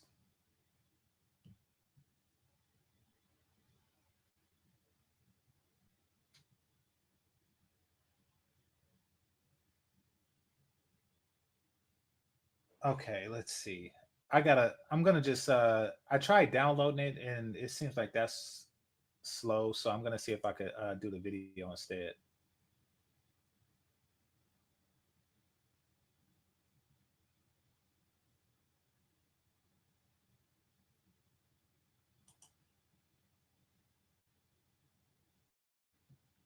She was talking about it to Gilbert. What did she say?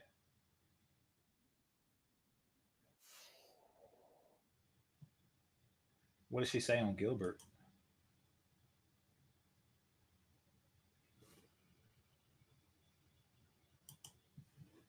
All right, let's see if it'll work this way.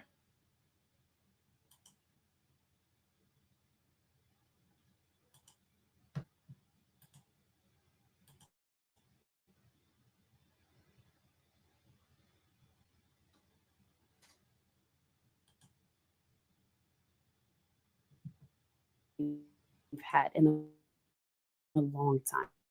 This isn't just a dating trend. This is happening everywhere. From you name it, there's a noticeable silence. You can scroll through any social platforms and find posts like, I was dressed up, I smiled at a guy, and nothing. We made eye contact 3 times, he never came over. Where did all the confident men go? But here's the twist, they're still here. They're just quiet now. Because for a growing number of men, it's not about shyness. It's not about fear. It's about self-preservation. It's about looking at the rules of the game and realizing the game doesn't serve them anymore. And once you understand what happens in gyms and clubs, you'll realize the silence isn't weak.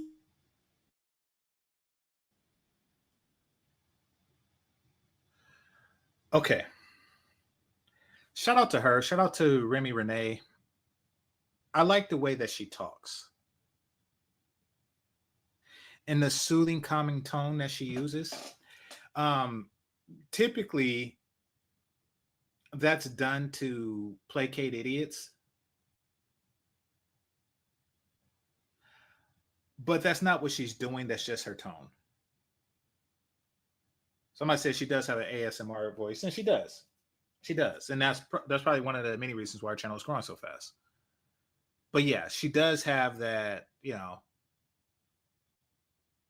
junior high school guidance counselor voice, cadence, and tone.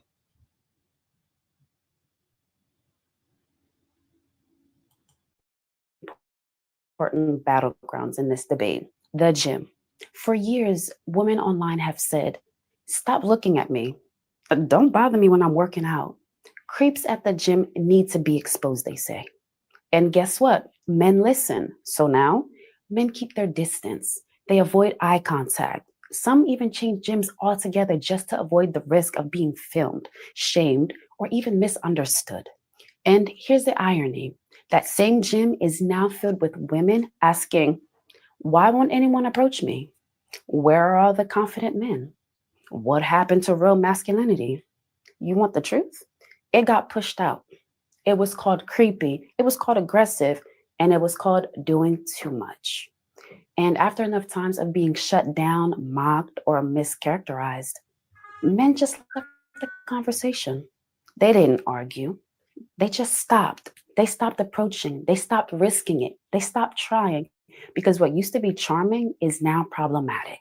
And when even a polite hello can turn into a viral takedown video, why even try?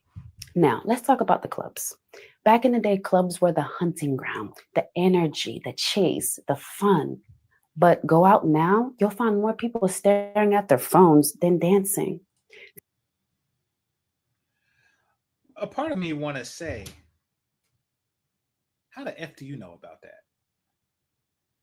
Maybe she's older than she looks, but how the F do you know about that? Or maybe she heard about it from somebody my age. But or maybe she just logically came to that conclusion, because if clubs have always been the way they are now, then they wouldn't exist. No business can survive 20 years of the depraved scene that is the modern club scene. It's no market for it. It's like opening up a Radio Shack in an Amish community. Like, it's just not going to last.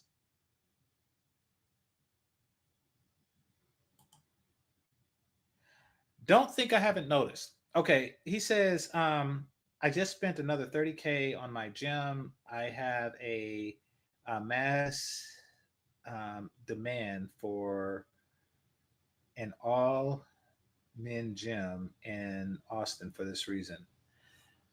Okay. I didn't know that you were opening up a commercial gym. I did notice that you were, and that you are, in much better shape now than you were last year. And this is to you, Theo. So don't think that it went unnoticed. Um, Kudos to you for opening up a gym in Austin. I thought you were leaving. I thought you were leaving the US. Are you gonna have somebody else manage it? Like, let me know. But thanks once again for the super chat.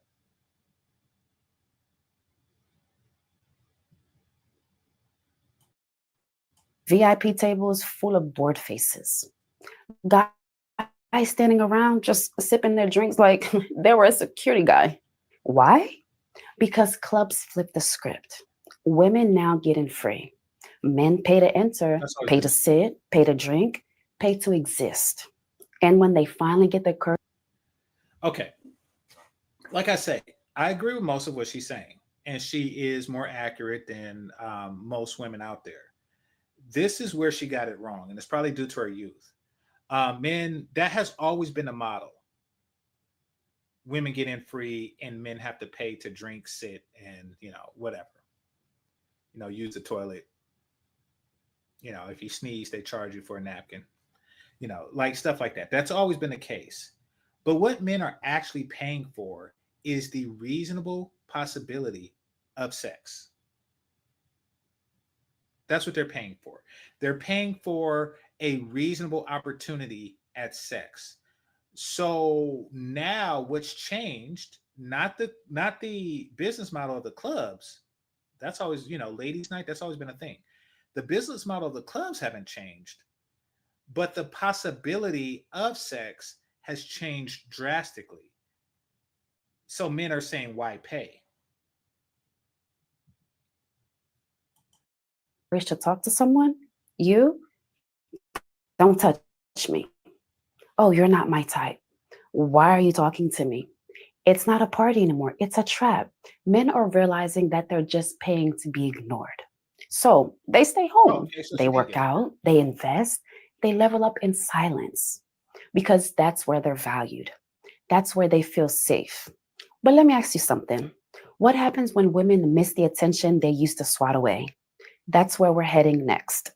Number 3, the attention drought.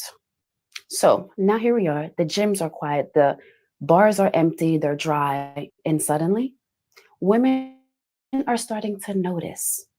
They're posting TikToks like, nobody flirts anymore. Men don't say hi in public anymore. I can walk down the street in full glam and nothing. And this is where it gets interesting because not that long ago, those same women were annoyed. When a man complimented them at the gas station, when a stranger said they looked beautiful, when a guy politely tried to strike up a conversation, Nothing but truth. Nothing but truth is coming out of her mouth. I'm gonna say use the toilet. Yeah. Yeah, you had to pay to use the toilet. Well, you didn't have to. I mean, it's for customers only.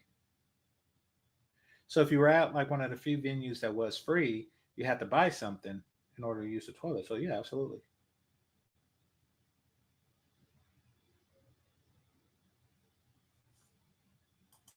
it was, why are you bothering me?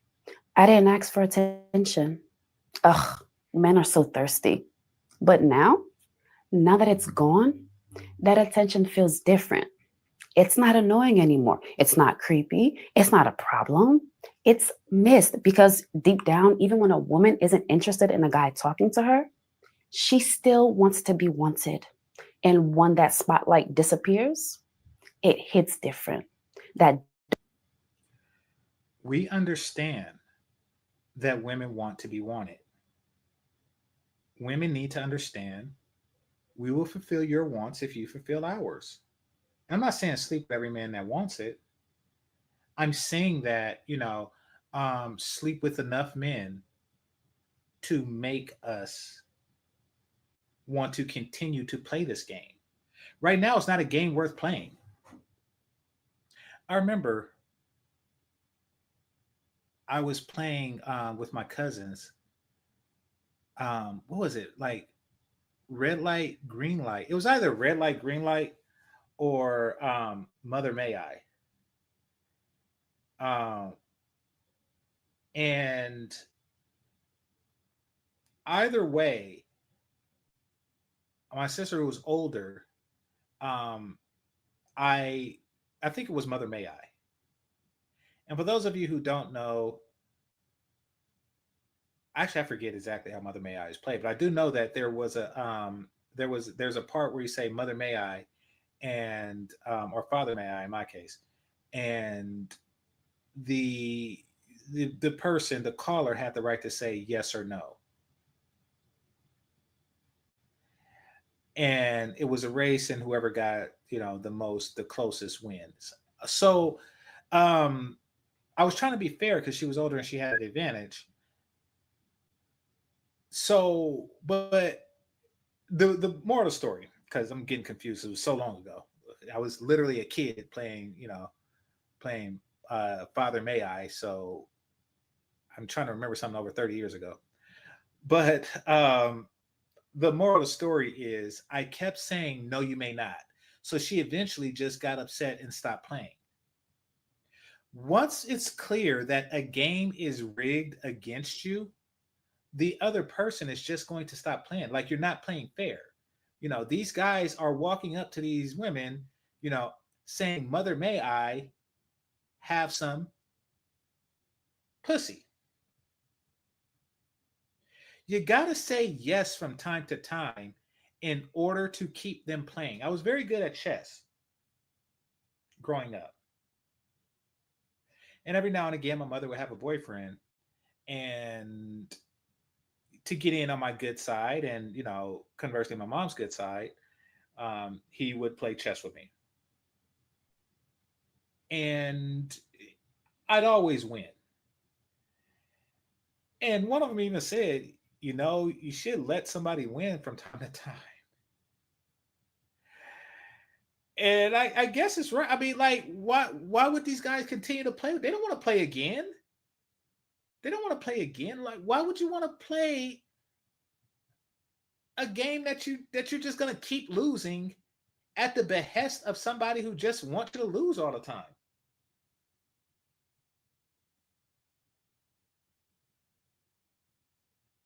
Like it doesn't make sense. Dopamine hits from being noticed. That tiny confident boost from a stranger smiles. That little ego lifted from knowing you still got it. Yeah, that silence gets real loud. What about his ego? Now, let's be clear. This isn't about male validation. It's not about making women feel dependent or needy. It's about the natural dynamic between masculine and feminine energy. Okay. Masculine energy pursues, feminine energy attracts. Agreed. But if men are walking away, the balance disappears. And when the balance disappears, you get a generation of women who ask, where are the men who used to try? Where's the romance? Where's the spark? They're not gone. Well, I think she's missing another aspect of feminine energy that women are lacking, and that is embrace. You see, there's attraction is a means to an end. But women nowadays have gotten that confused. Like, why are you getting dressed up? Why did you hike up your tits? Why did you gloss your lips? Why did you do your hair? Why did you do your makeup? It's all to attract men, but why are you attracting men? And they don't really have a answer to that question that benefits men. And I'm talking about the women that she's talking about in the video, because these women are complaining that men aren't approaching. They're not complaining that, they have low marriage prospects or anything like that. Or they're not complaining that they can't get any penis in their vagina. They're not complaining that, they're having trouble starting families. They're complaining that they're not getting the dopamine hit that comes from the initial approach. It's kind of like a guy complaining that he's not getting laid in hookup culture. It's like, okay, the women can rightly say at that point, what are you offering? What about what I want? Just like men are now saying, well, you're not offering me what I want, or a reasonable chance at getting what I want. Therefore, I'm not going to give you what you want.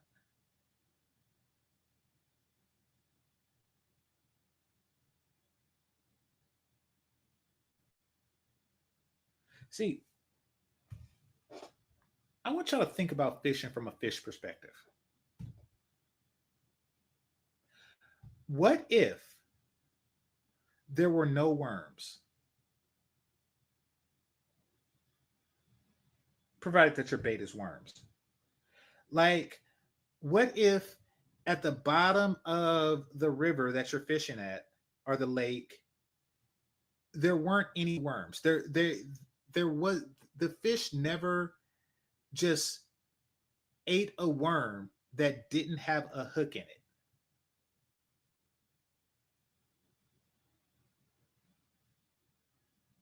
And the ones that did, like 100% of the worms of the fish that ate a worm got yanked out of the water, forced to breathe oxygen, had some dude's hand just crush his rib, take the hook out of his face, and thrown back into the river to tell his friends, like, what happened to you? Oh, I ate a worm.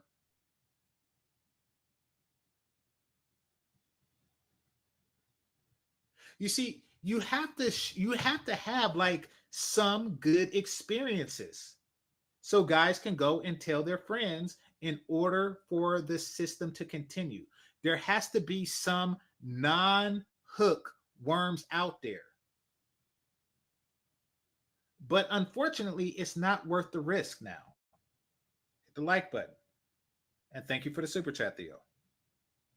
It's not worth the risk right now. There's no reward. They're just done performing for an audience that boos them for showing up. And you know what's crazy? Good analogy. Some men do still want to approach, but the fear isn't rejection anymore. It's something much worse. We'll talk about it next. Number 4, it's not rejection they fear, it's damage. Let's be honest. Most men can handle rejection, but what they cannot handle anymore is the damage that comes with it. This isn't high school where you shoot your shot and move on. Now, one awkward approach can turn into a tweet. A private compliment can turn into a creep alert story time. And the same. Okay.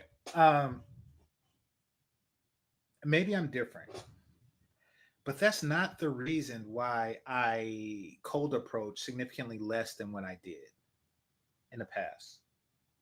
That's not the reason. And that's not the biggest fear because quite frankly, that doesn't happen that often.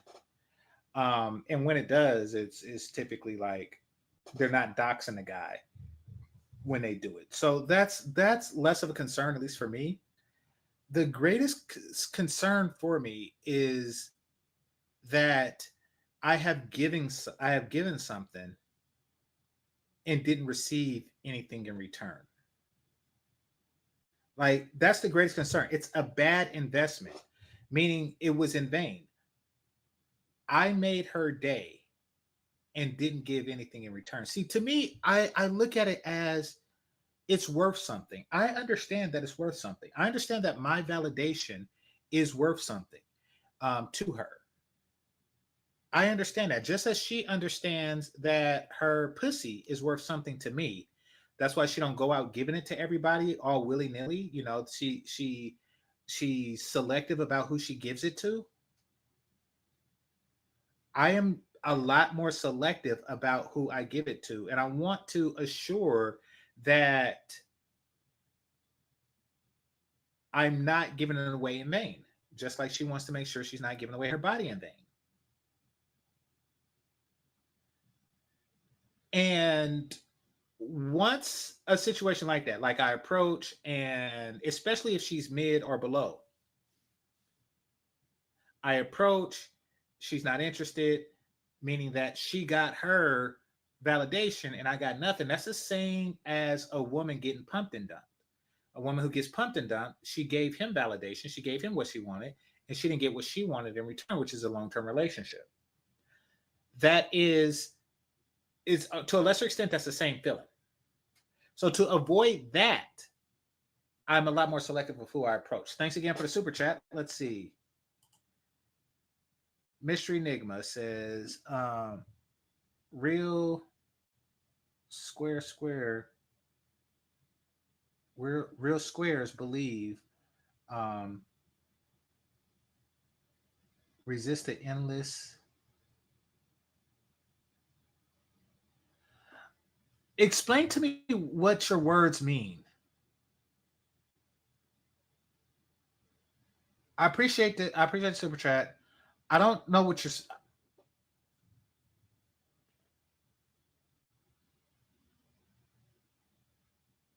Yeah, feel free to curse.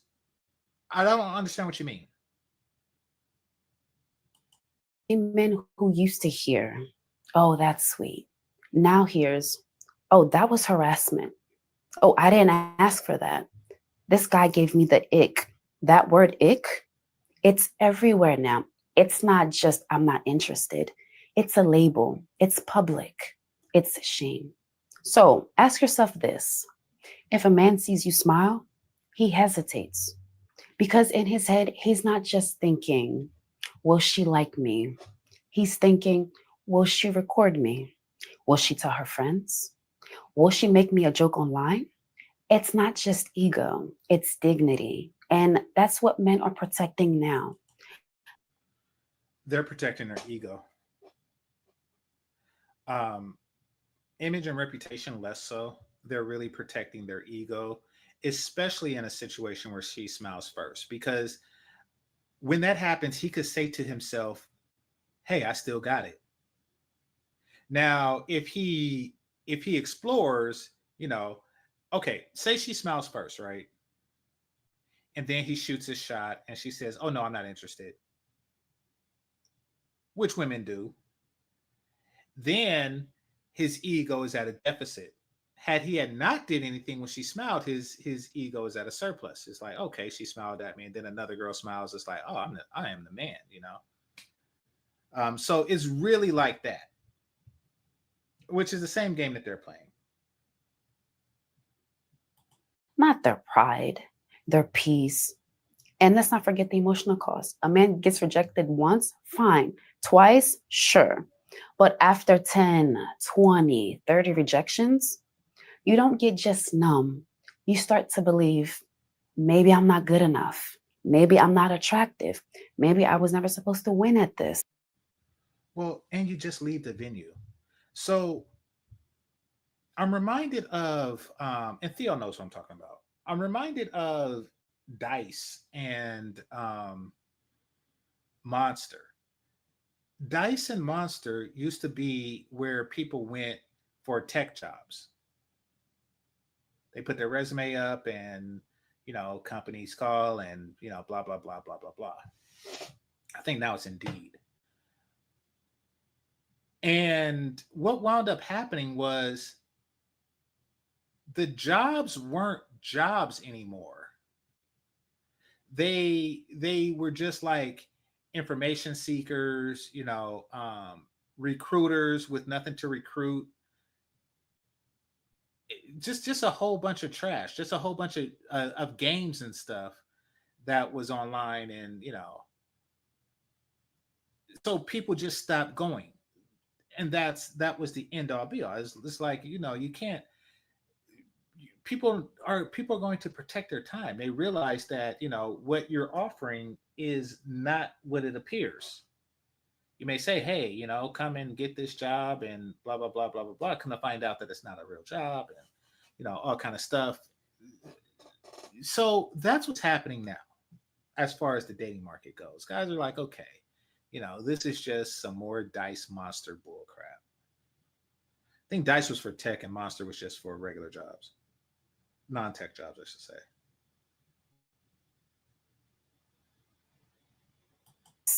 So they stop trying, not because they're weak, but because they've learned to stop chasing things that punish effort. They're not scared, but they're tired.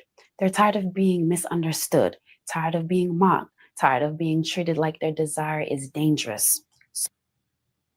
Okay, I'm going to respond to this because there's a misunderstanding here. It says, not true. Men are used to rejection our whole life. It makes us better. We improve over time. Okay.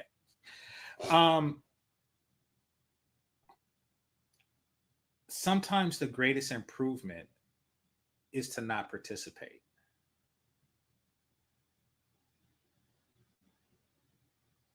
That is the greatest improvement, and that's why guys are approaching far less.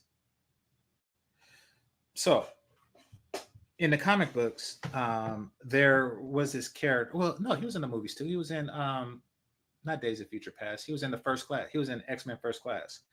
The character by the name of Darwin. Darwin's ability was to adapt to survive. So no matter what the situation, his body would adapt, meaning that if he was in a volcano, he would become volcano proof. If he was under the ocean, he would grow gills. So he went and fought the Incredible Hulk. And yes, he adapted. That's what evolution is. He evolves. He adapted, but you want to know what his adaptation was? His adaptation was to teleport away. So he evolved to realize, his body evolved to realize that the safest thing that he can do against the Incredible Hulk is to leave. And that's what many men are evolving into. And in many cases, in most cases, it's futile to really just go on the what's that called, hamster wheel of saying, hey, maybe if I get new shoes, then she would have said yes.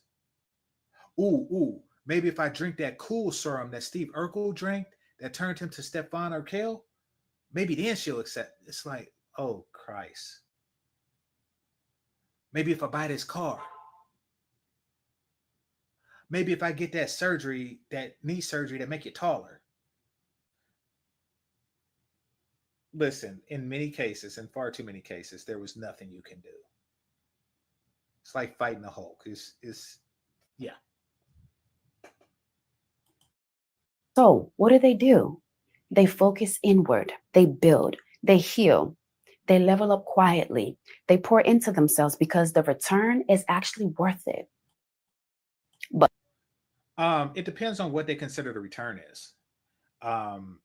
Okay, so what I've noticed, especially amongst younger men, is that without sexual motivation, they have just become completely unmotivated. They work just enough to sustain their basic needs, and they play video games a lot. That's happened to a lot of young men because they don't have that particular motivation. Now, there are the other set of young men whose success is its own motivation, but they also realize that, listen, it's just not about that. And then there's a third group of young men who's like, listen, I want to make enough money so I can leave this place. But the whole concept of men working hard to achieve the American dream, no, it's not even. The American dream has become an American fantasy now, which means that it's not realistically achievable. Okay, so Mystery Enigma sent me a super chat, so hopefully here he explains it. Let's see. It says real ninjas believe, as in Lord Infamous R.I.P., real niggas believe in keeping them hoes down. Okay, so I'm assuming that he's a pimp, this Lord Infamous character. Do me a favor. Introduce me to modern pimps that speak that way.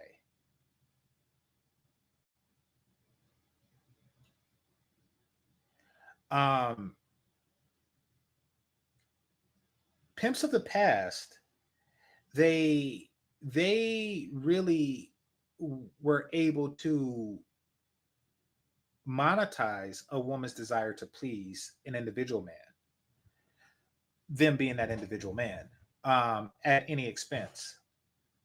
Does that work anymore? Are hoes just working for themselves now? I'd like to know. I want to know if it's dead or not.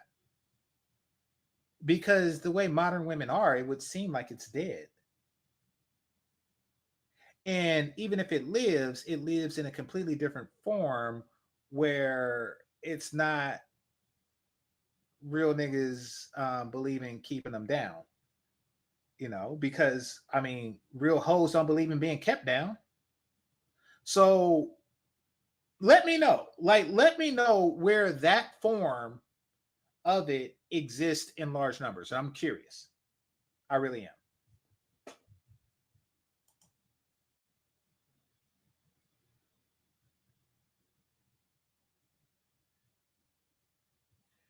Okay. Illusionary technique that convinces women that their beauty and sexuality absolves them from accountability simply because all men are infinitely thirsty. Yeah, I get you. I don't even think that they believe that beauty and sexuality absolves them of all accountability. I think that they believe that just having a pussy absolve them of all accountability. Like, I have a pussy, therefore I'm not accountable for anything. I definitely agree with that. Okay, I get what you're saying now. Modern men are resisting this genjutsu and with their abs. Agreed. Agreed. But what if I told you some women still want men to approach, but certain ones? That's where things get real messy. We'll get into that next. Number 5, the selective approach trap.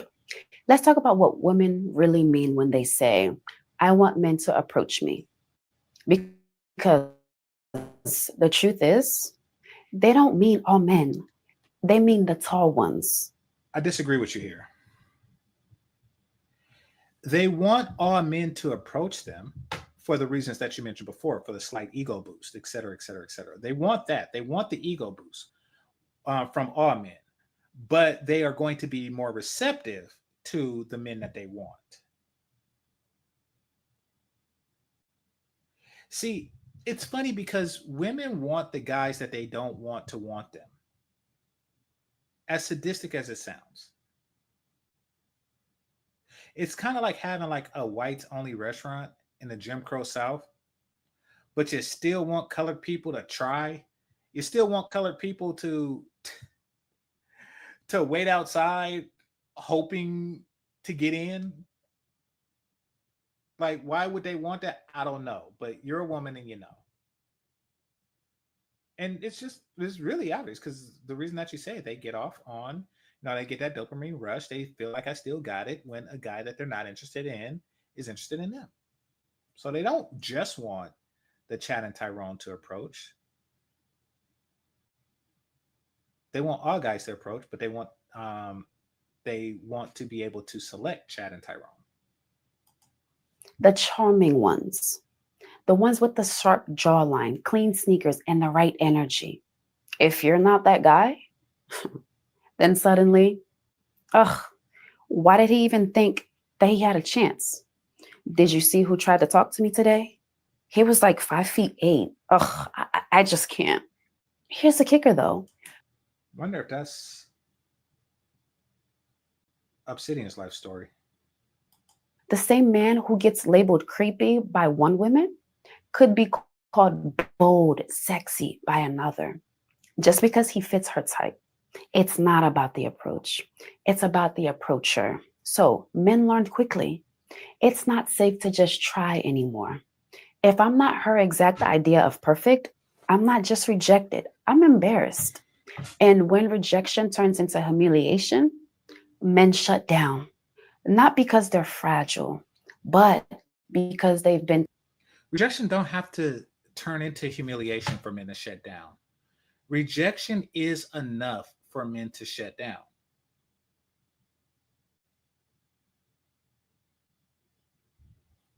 At least mass rejection is. I mean, like humiliation would expedite the process, absolutely.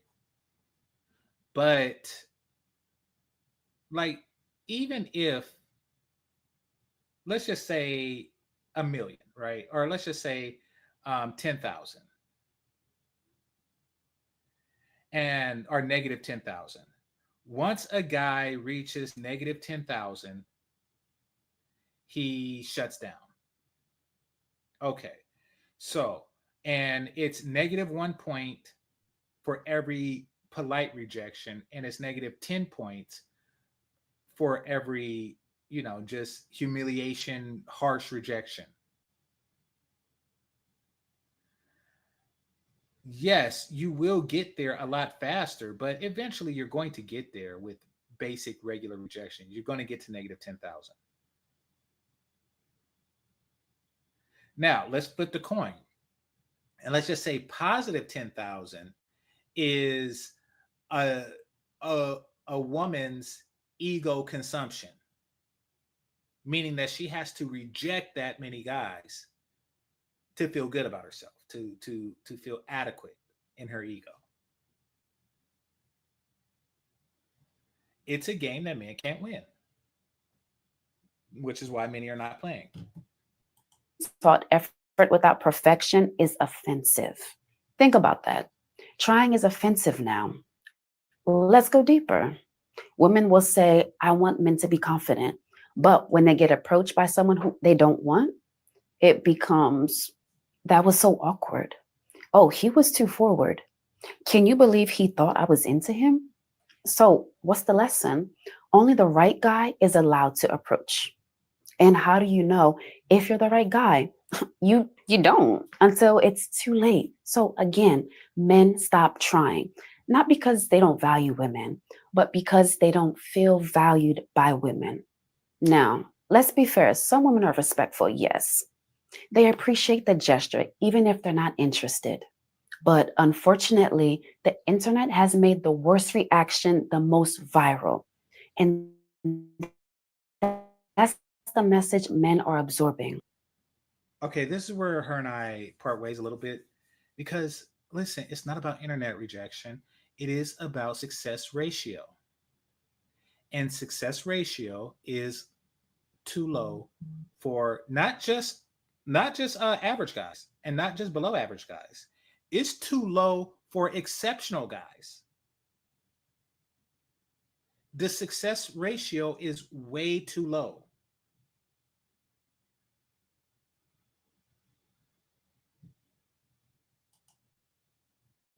Say the wrong thing, get exposed. Look the wrong way, get labeled. Try it the wrong time and get embarrassed. It's not romance anymore, it's roulette. And men are betting on something else now, themselves. But there's one She brought that in perfectly. It's not romance, it's roulette. Here's the thing, and I'm thinking, well, it would be better to say Russian roulette because in roulette you actually win when you win. In Russian roulette, you don't win, you just don't lose. So by the way, Russian roulette is a game where you take a 6 shooter, you put one bullet in, you spin it, you point it at your head, and hope that that's not the one with the bullet. That's how Russian roulette is played. Now, winning just means that you get to live. Losing means that you don't.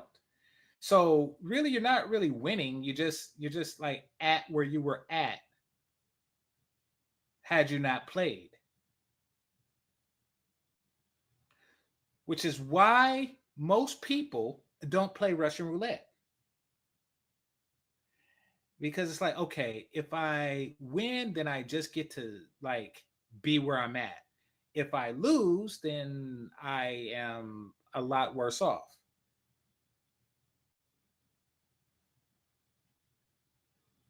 last layer to this.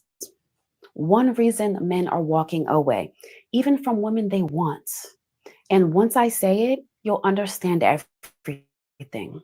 Number 6, peace greater than pursuit. Let's bring this home. Here's the one reason so many men have stopped approaching women, even when the attraction is real. They're not chasing connection anymore. They're chasing peace. That's it. Not power, not control, not games, nothing, just peace. And for a lot of men, walking up to a woman, even if she's smiling, even if the vibe seems right, doesn't feel peaceful anymore. It feels like pressure. It feels like risk. It feels like stepping into a space where one wrong word can cost you your reputation, your confidence, or your whole night. Men are tired of rolling the dice on social energy that doesn't give back.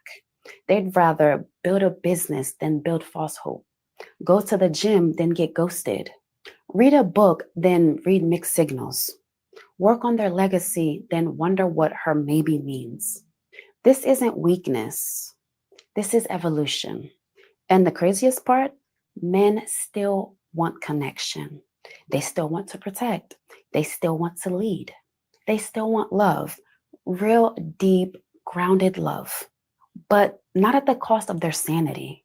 not at the cost of being treated like predators for offering a compliment, not at the cost of being mocked, recorded, or even ridiculed, or for being vulnerable enough to try. So they stop, not because they gave up, but because they just woke up. You want to know why men are not approaching women anymore? Mm-hmm. Because for the first time ever, they learned how to approach themselves. And that kind of peace, it's hard. Okay, that sounded poetic. And it was. But actually, no, I agree with that completely. It's not by choice. What they're doing is taking a secondary prize. And that's what men do when they come to realize that they're not going to get the thing that they want. At least, or it takes an exceptional effort to get the thing that they want. So, for example, you're young, you like, I want to marry Janet Jackson when I get older. So you grow up and you realize that you're not going to marry Janet Jackson. And it's like, okay, well, I guess I'll marry, I don't know, Marianne Waters, who's not rich, she's not famous, she is an average woman. So you settle. Now let's just say it's becoming harder and harder to marry Marianne Waters. So it's like, okay, I'm not going to live that Hugh Hefner lifestyle. I'm settling for just being like a domestic middle class husband, with a average Peggy Hill style wife. And then you realize that goal is more difficult to obtain. So you move to another goal. And that is, okay, I'm not going to marry a Peggy Hill type woman because those don't exist anymore. So now I just want to get laid from time to time. Or I want to get laid regularly. I want to have a steady rotation. And then you realize that becomes harder and harder. So then it's like, okay, I just want to get laid every now and again. I don't really need a steady rotation. Just if I can get it once a month, from a different chick, then I'm happy. And once for many men, when they realize that has become a not reasonably obtainable goal, they're like, okay, just forget it. Now I'm going to look for the peace and tranquility that she's talking about. But really, peace and tranquility is what you have settled for. When your fantasy of, marrying every woman who was in that Nasty Boy video with Janet Jackson, once you realize that that's not going to happen, and then you made like a series of concessions, your final concession is finding happiness within yourself. So not to say what she's saying is wrong, it's just to say that, this has come, that is like the final concession after a series of concessions. To walk away from. If you're a woman watching this, let this be a moment of understanding, not blame. Because a lot of the silence you feel is a silence you once asked for. And if you're a man watching this, I see you. I see the effort you used to give. I see the hesitation now. And I see the strength in how you chose peace over performance. But here's the good news. Connection isn't dead. It just needs clarity. If you're open to love, being open to giving signals that are clear, and if you're a man who's healed, built and found peace, don't close off your heart forever. Just protect it better this time. Now I want to hear from you. Fellas, have you stopped approaching women? Why? Or do you still do it? What makes it feel? Okay. I close it off as long as I damn well please. And I recommend that for any man. Now, it's not going to work that way. And just like she said in this video, it didn't happen overnight. The resolution is not going to happen overnight. Like women can't get together and collectively say, okay, I'll play fair now. And men will just automatically just start hollering again. No, to get to this level of mistrust took a very long time. It took generations. And it's going to take some time to get both sides to trust, to come to some, like reasonable conclusion. Which goes into these guys, these BGS types who are like, oh, we're going to bring them to the negotiating table. No, that's not going to happen.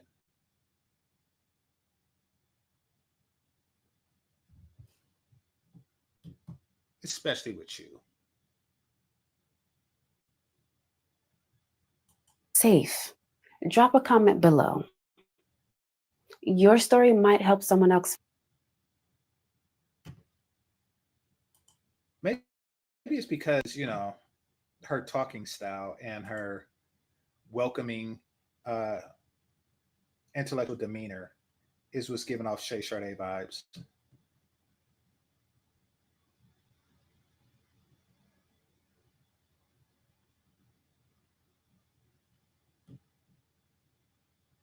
Okay, so I'm going to read some comments and I'm going to go to the next video of hers.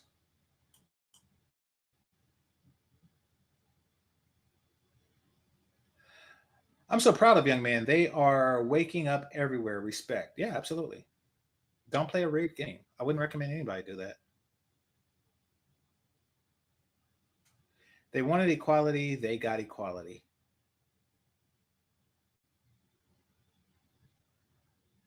I don't think this person knows what equality means. You are absolutely correct. I'm financially wealthy and women treat me like I'm worthless. Yeah.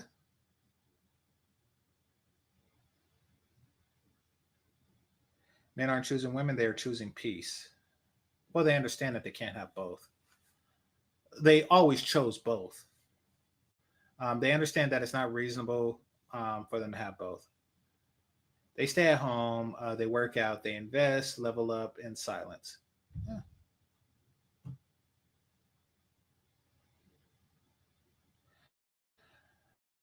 I'm a 31-year-old man. I approached women in 2019. I said, hello, X. I thought you looked beautiful. She screamed. People gathered in. Wait, I approached a woman. Okay. In 2019, she screamed. People gathered and said I was harassing her and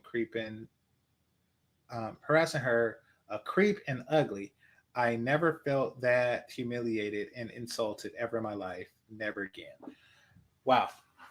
Okay. This guy may or may not be ugly. Either way, that behavior on her part is immature. It's extremely immature. It don't happen too often, but it does happen.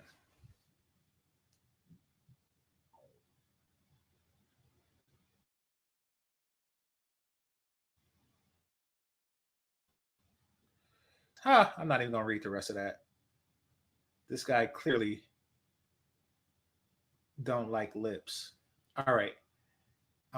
You don't realize what you have until it's gone. Good point. He's referring to male attention in this case. I'm not about being shy, or it's not about being shy. It is about not wanting to deal with toxic women. I think it's more of a ratio thing, success ratio thing. Women have been treating men like garbage. Why we want to deal with that? For pussy. All right. This is where I am right now, but the only person I can control is myself. I find something else because it's clearly working out for me. Okay. You're winning a game that you're playing with yourself. Okay. Being single and having peace is where it's at. I mean, if you can, once again, if you can have both, then you would have both. Most men would. If men had reasonable access to cooperative women, then we would take it. But, they made it clear that that's not what they're offering. So we've adjusted. All right. Let me get to her final video. Then I am going to call it quits. I'm going to try to make this quick.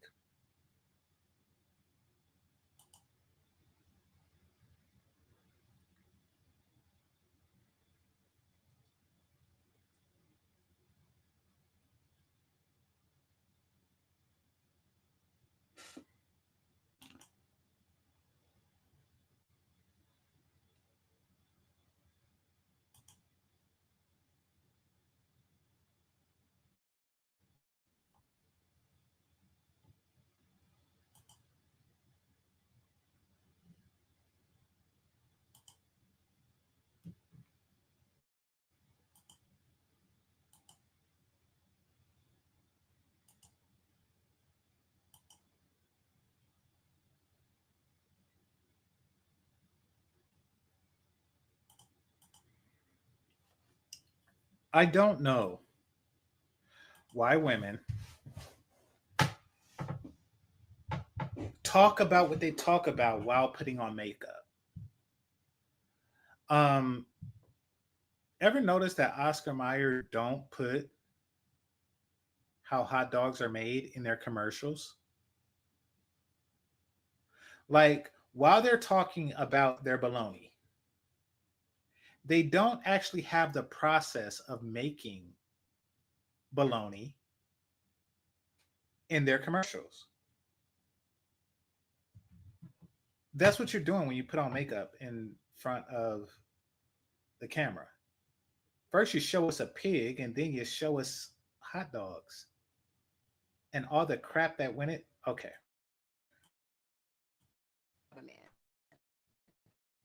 Like,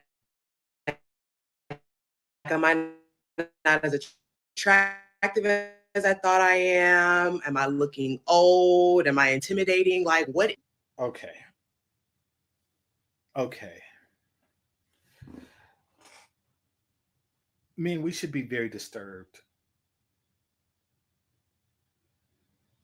that women know that their tits are bouncing and they behave as if they don't know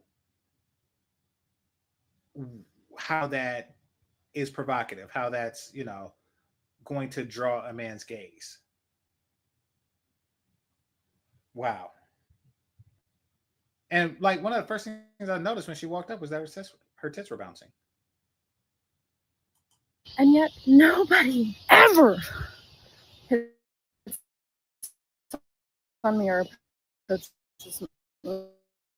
Ever. So am I That's not like true. the only woman that no longer is by men? What happened to masculinity? What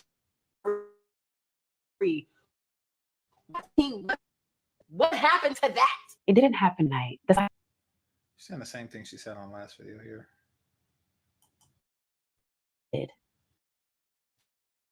What used to be normal became risky. In some countries, undercover female officers literally jog through parks just to bait catcalls, leaving men wondering if every interaction is a setup. These women aren't friends, and they're actually police officers taking to the streets in Surrey as part of a new operation. Oh, here. And the timeline, see, didn't vanish. Did. Not approaching a woman as bold. I remember those days.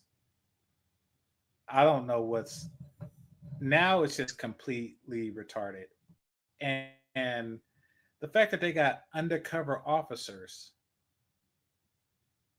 running, waiting for niggas to hit on them, really shows how insane society has become. Because it's not even illegal. There was a show, and it was called like Trap Car or something like that. I don't know. but they would leave like a car unlocked or with the keys in the, in the hole or whatnot.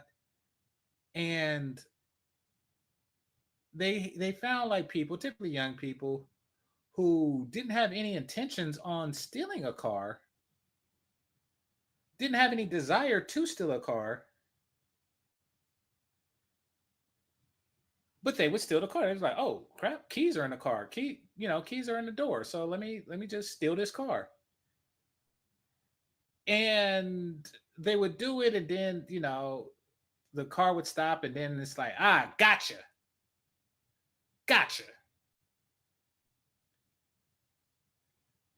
And I'm assuming that because they never say what happens to the people, I'm assuming that they all just get off because it's entrapment. It is entrapment. They had no desire to do that.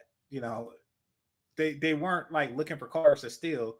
Like they had the low jack in one window. What is that? What is that thing they put in the window? They had that in one window about to steal another car, and then they said, oh crap, this one got the keys in it. Let me steal this one. They're not catching people like that. They're catching people like, hey, this is an opportunity to do something that I didn't do before, which is still wrong, but that is entrapment. So you got that. Ah, crap. It's all kind of bad what they're doing.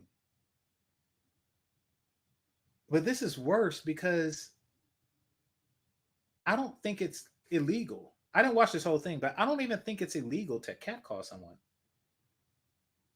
or to shoot your shot. Now, what's that show called? Catch a Predator. Catch a Predator is different because they just put themselves as kids on a website, and only people who were looking for kids on websites will do that. It's not like they're taking like a 17-year-old girl, doll her up to where she looks like she's 24, and then if a guy shoots a shot online, like, gotcha. It's not like they're doing that. They're going to the parts of the web where kids go, and they're looking for the predators who are looking for kids. If you like someone at the bookstore, you started a conversation. If you saw someone in class, you passed a note, or you asked suspicious. The role, maybe she said the rewarder, maybe she said yes. And the most important part, rejection stayed private. There were no viral videos, no screenshots, no labels like creep or ick waiting online.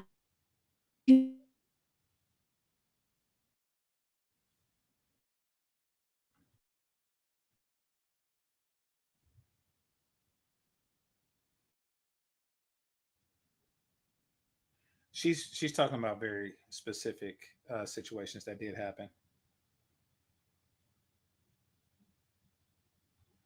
and that's because the women are looking for attention. They want to make it appear as if they're sought after more so than they are. An 8-second viral clip. Now, a polite hello in a coffee shop could be twisted into, oh, this. They have to call it harassment to justify why they're making it public.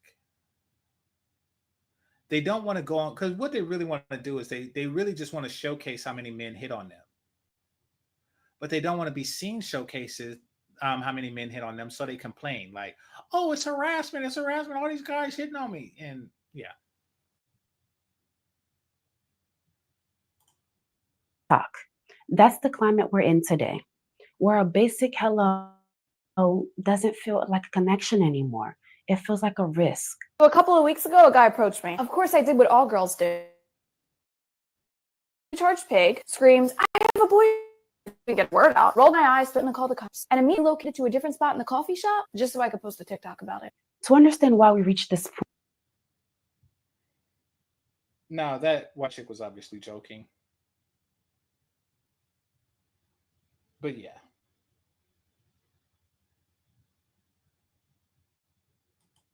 Point, we have to rewind to the first crack in the system. The first crack came with technology. When dating apps on social media, everything changed. Not true. Not to say that that wasn't a problem or that isn't a problem. That was not the first crack in the system. The system has been cracking and crumbling for quite some time. Quite some time. In fact, what they're talking about with the cops and the undercover was actually a scene from the movie Warriors. Now, this is a very old movie, but I didn't see it until I was an adult. It came out before I was born, and I guess my dad didn't, because I've seen other movies that came out before I was born, like The Mac and stuff. But if my dad didn't watch it, I didn't watch it when I was a kid. But I did see the movie The Warriors, and I liked it. And long story short, the Warriors was a gang, and they were from Staten Island, and this one super alpha guy who was the leader of the hardest gang, in New York area. He called all the leaders together for this meeting. And then some things went down, and now everybody was attacking the Warriors. So they had to get back home to Staten Island, where it was reasonably safe. So that's the crux of that movie. And in the process, one of the guys, he hit on a woman, and she was an undercover cop, and she arrested him for hitting on her. I forget the details. Maybe some of y'all can help me out in the chat room. But it was an extremely WTF. And this was like the 70s. This wasn't even the 80s. This is like the 70s that this. So there was always this there. There was always this I gotcha type thing. It's just been hyper accelerated now because of the internet. But there was always that going on. The whole atomic rejection and stuff, that happened. That happened in the 90s and stuff.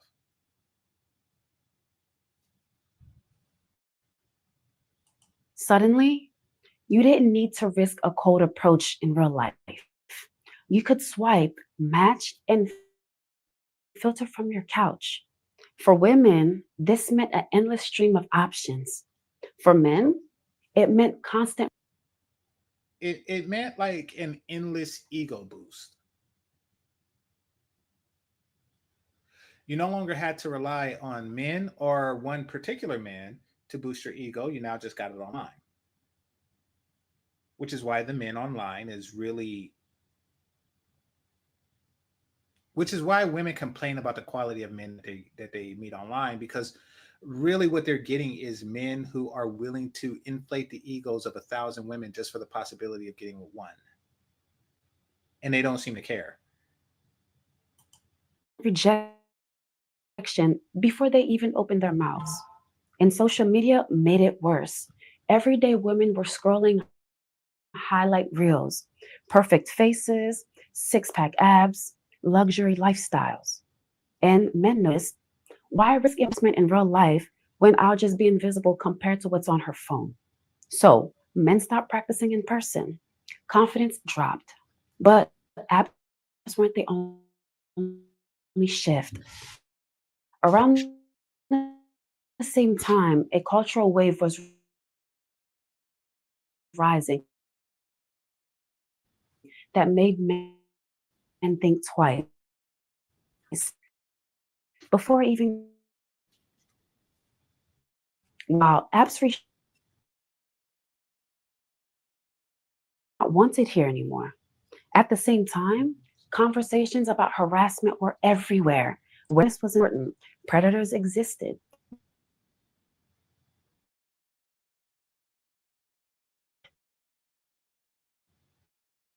A polite compliment, risky. A hello could be misread. Even eye contact, suddenly suspicious.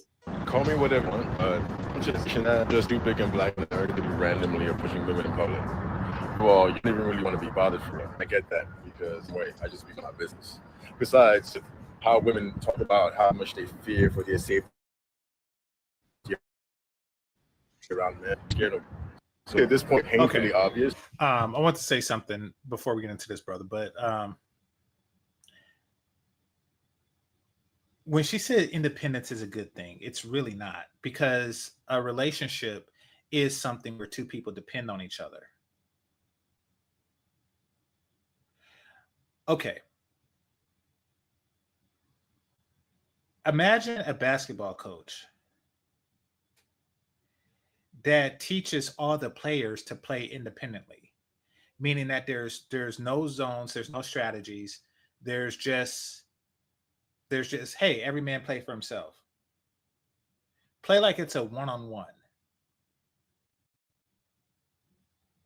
You're not going to be as effective that way as a team. You're not. Nobody's going to pass the ball. It's just all bad. So, and that's what independence, that thinking is.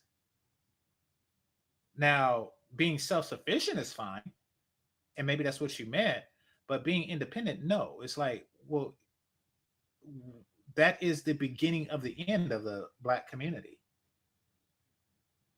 Once a woman believes that she's independent, then she's going to try to raise kids on her own because she don't depend on a man to help in that endeavor.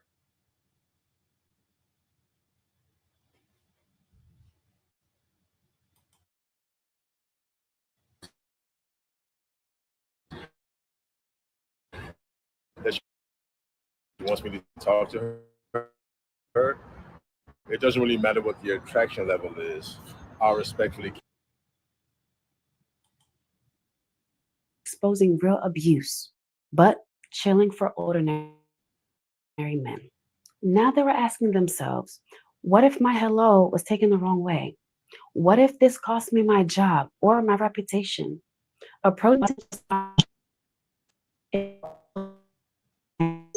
Then came 2020, the Great Pause.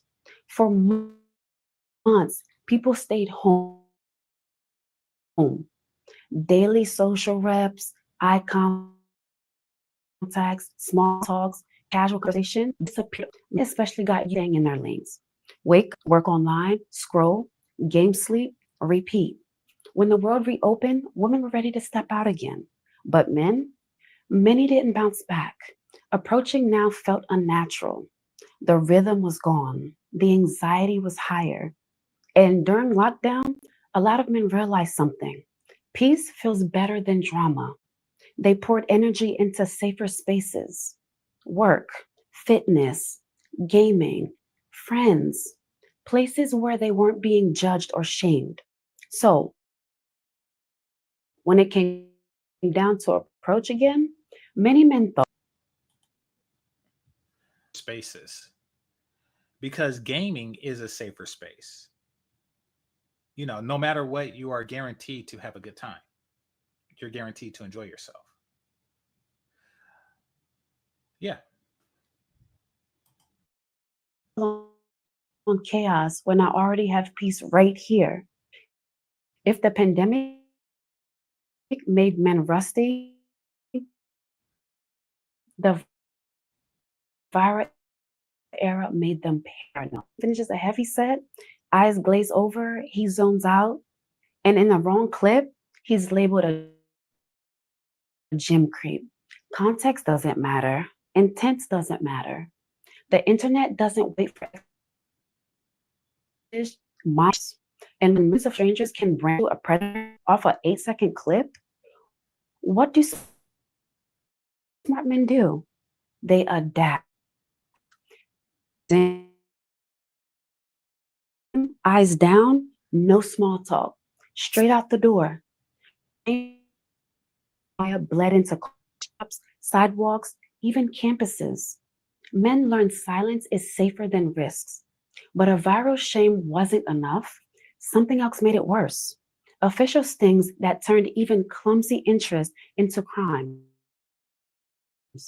In the UK, they were stopped or even arrested. These women aren't friends out for a run. They're Actually, undercover police officers taking to the streets in Surrey as part of a new operation trying to stop people killing and harassing runners. The staring prevalent.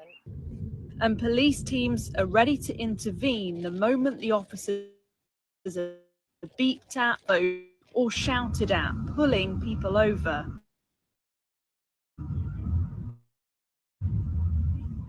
Those kind of behaviours may not be criminal in themselves, but they still need to be addressed, of course, that are likely to commit. They then go on to commit offences. I'm wondering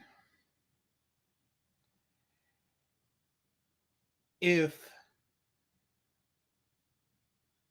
the people in England are retarded.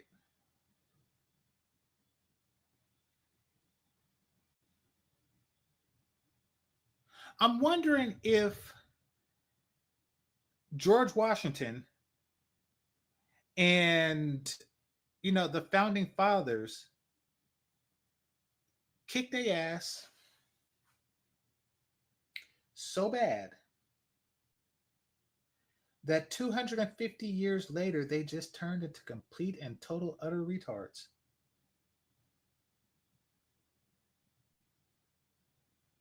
That was the dumbest thing I've seen this year.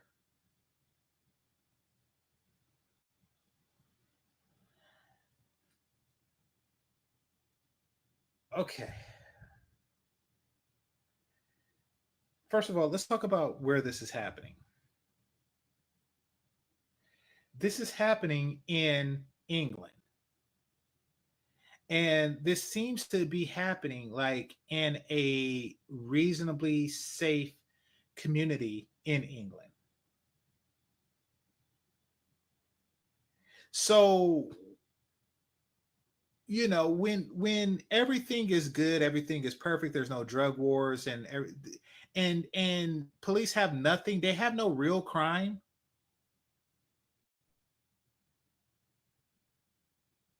Then they do crap like this. What in the entire fuck was that?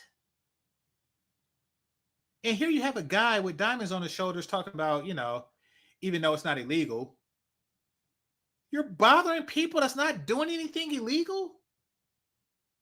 What in the entire and here's the cold part. These bras didn't even get approached. You see, tricky thing about the news. Let me just go back. Let me show y'all what I mean. So they show this police car pulling over this guy. I doubt that they actually approached these girls. So they didn't show that. He could have been pulled over for a number of unrelated reasons, or maybe not even that same day.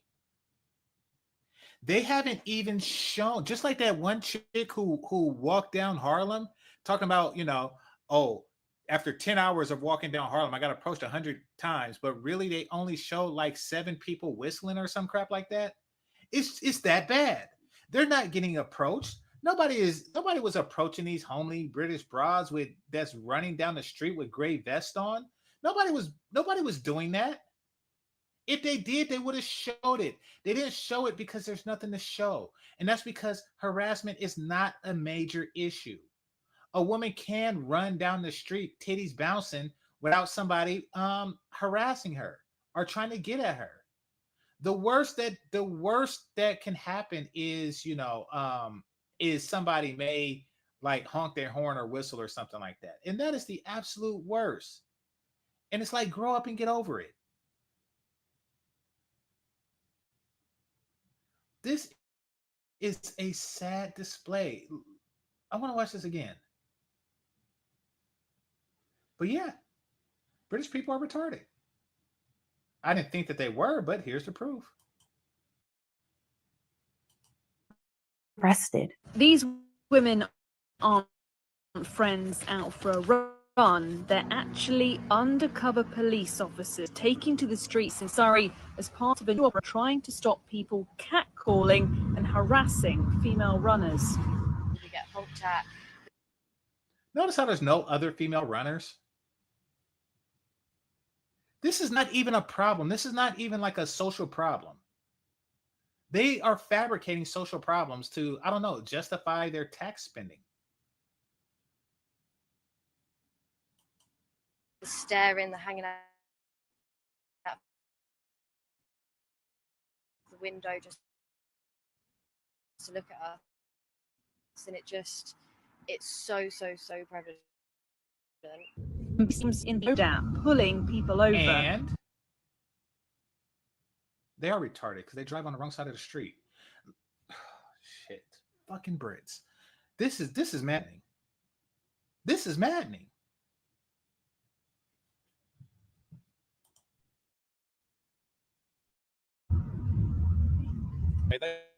Those kind of behaviours may not be criminal offences in themselves, but they still need to be. He's still not gonna do shit. I mean, if anything, they have a case against you for harassment.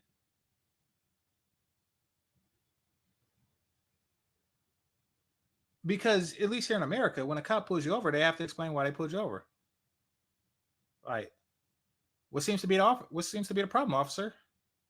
Well, I seen you look at one of our female officers that was running. I seen you was staring. You was staring at her bouncing titties. Well, yes, I was.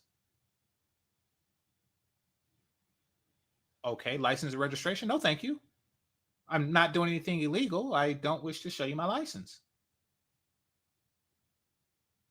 All right, well, I have you on camera and we're gonna blur out your license plate and stuff like that. And so you pulled me over just to tell me you pulling me over.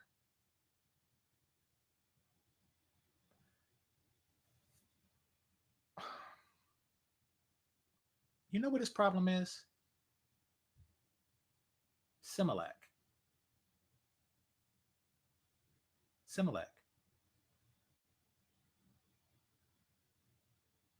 When you don't breastfeed your kids, but instead give them, chemicals and shit to feed them when they're young, they grow up to be this asshole. They grow up to be this complete and total fucking retard.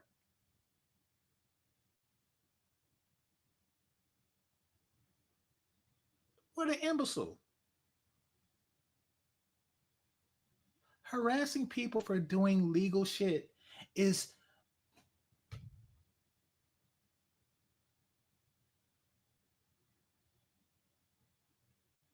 I'm glad they don't have guns.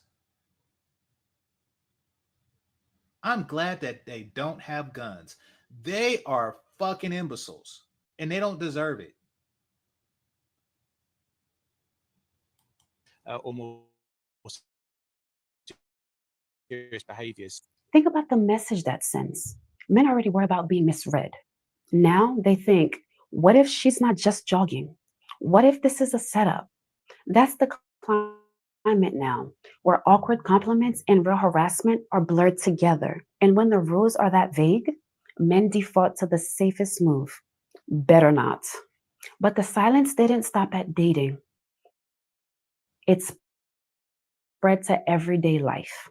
Now the internet is full of women asking, why women look at me? Why don't they for? That's the bind up, you're creepy. Look down, you're cold. Say hello, you're crossing a line. Say nothing, you're weak.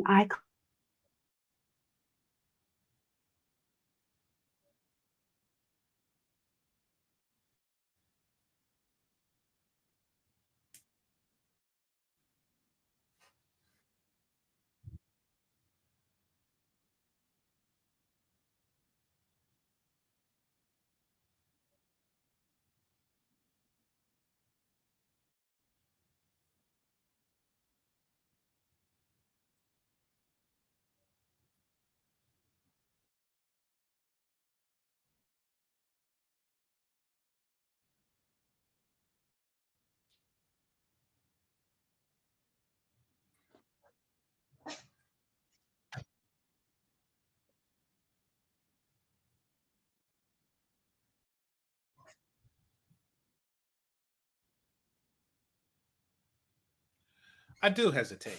And when I helped in the past, it was really because I'm a nice person. Um, and I didn't expect to get laid from helping somebody out, male or female. That's just something I did. I actually found myself in situations for doing that. The creepiest one was this white dude who was a hitchhiker, and he wasn't going far, and he was just like staring at the side of my face, and he was like moving his head back and forth. I was like, oh crap, this nigga is addicted to meth. He's a fucking addict. Now, no, it's weird, you know. Uh, but that was the worst one. But another one was, and I think I told this story before. Just me. I pushed this chick's car into a liquor store parking lot, and she was doable. She was fuckable. And you know, I pushed it there. I wasn't doing it too fuck, but I did say, I was like, man, that was a lot. I'm kind of thirsty right now. Now keep in mind that we was in front of the store. And this was just like a push to like get her off the street. So, you know, because chances are, just like I didn't at that age, she probably didn't have her stuff together, meaning that her license, registrations, and insurance, you know, something was out of whack. You know, like expired registration, no insurance, you know, license expired or suspended. Something was out of whack to where if she's in the middle of the street and the cops come, then, you know, they was going to tow her stuff. And just by virtue of not having a car that runs means that you don't have the funds to get a car out of tow. So that's it. That's all. I know, I've been there. So I push it, and I'm politely like, I'm thirsty, and I'm looking at her, and she had nothing to say. She had nothing to say. I'm like, and I'm thinking like, this bitch not gonna give me no water. She's not gonna go into the store, use her monies, and buy me a bottle of water.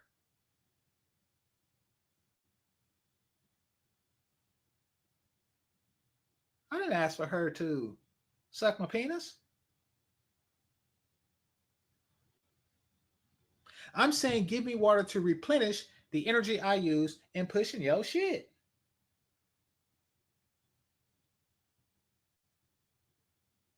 So it is stuff like that more than just like general, you know, rejection. Here's what it is. Because I help the elderly 100% of the time. Black, white, Asian women don't get old, but I help the elderly like 100% of the time. But what I don't want to do, and I think this is the reason why men aren't helping, is that I don't want to feed into the existing entitled mentality. Because you don't get a thank you anymore. You get, that's what you were supposed to do. And that happens on all levels, whether you're dating or not dating. Any polite thing that you do for a modern woman is you were supposed to do that. It's in your nature to do that. Therefore, you know, I don't have to appreciate you doing what you're supposed to do. That's what's going on. Meaning that when they do a whole dinner whore thing, they're like, I don't have to say thank you for the cheddar biscuits. You're supposed to want to do that. I gave you the pleasure of buying you food. And the way this broad's probably thinking, like, I gave you the pleasure of holding the door open for it. So we don't want to feed into that mentality anymore. I think it's really more of that than anything.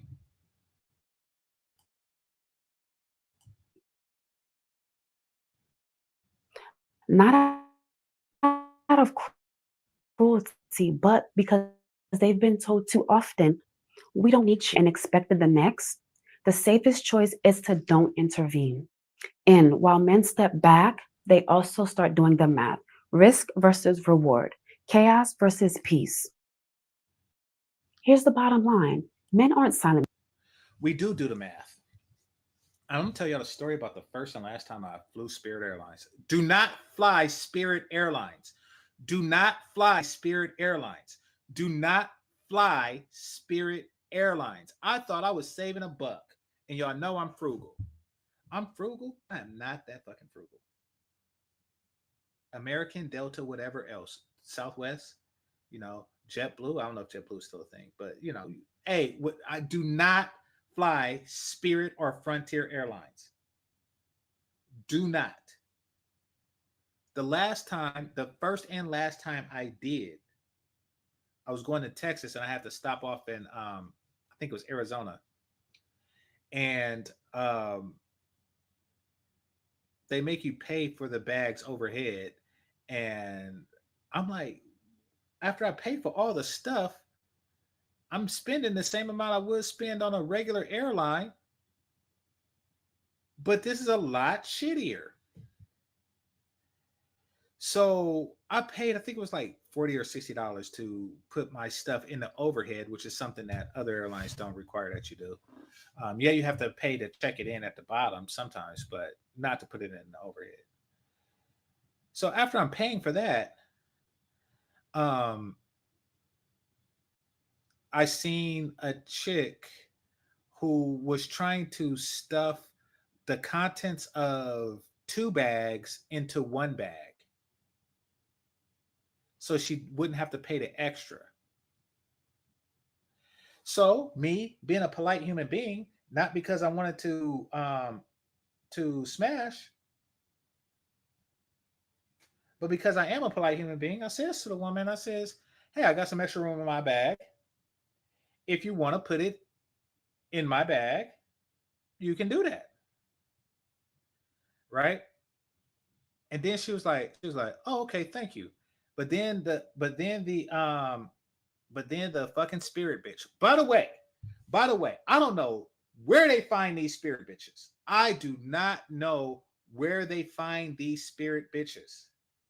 I think that they just wait outside Alaskan and American and Delta Airlines for the bitches to get fired for attitude, and then they hire them at a much lower pay.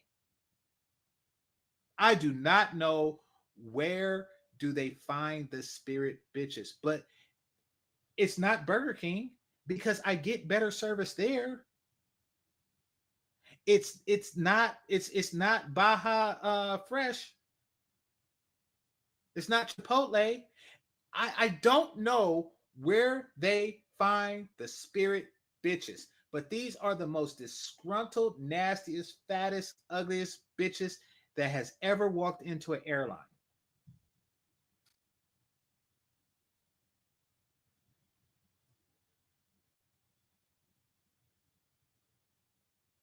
It's like they made them work there.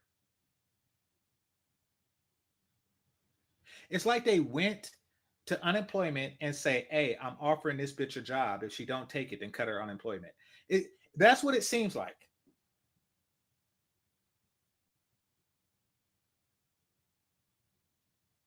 So this Spirit bitch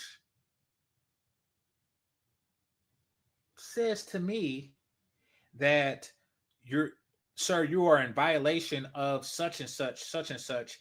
You can be fined and arrested for helping this woman. I was like, what the fuck? First of all, it sounded like bullshit. Second of all, I don't care because it's not my shit.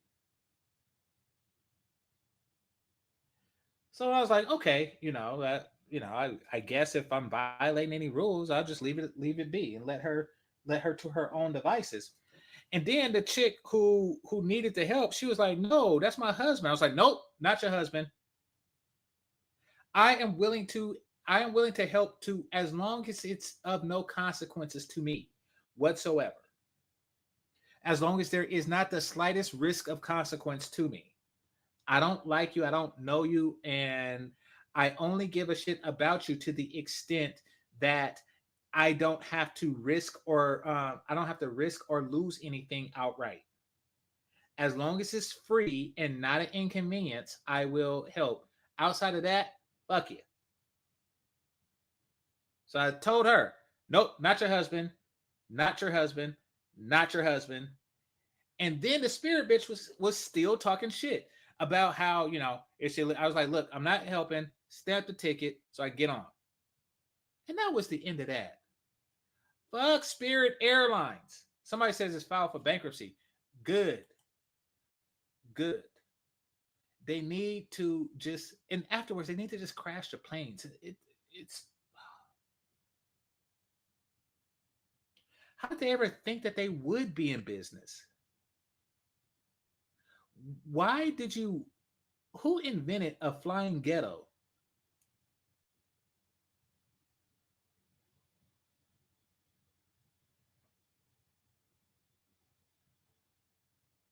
If you are a flight attendant for Spirit Airlines, you are a complete and total piece of shit. I think that they find, you know where they get these bitches from? I know exactly where they get the Spirit Airline bitches from.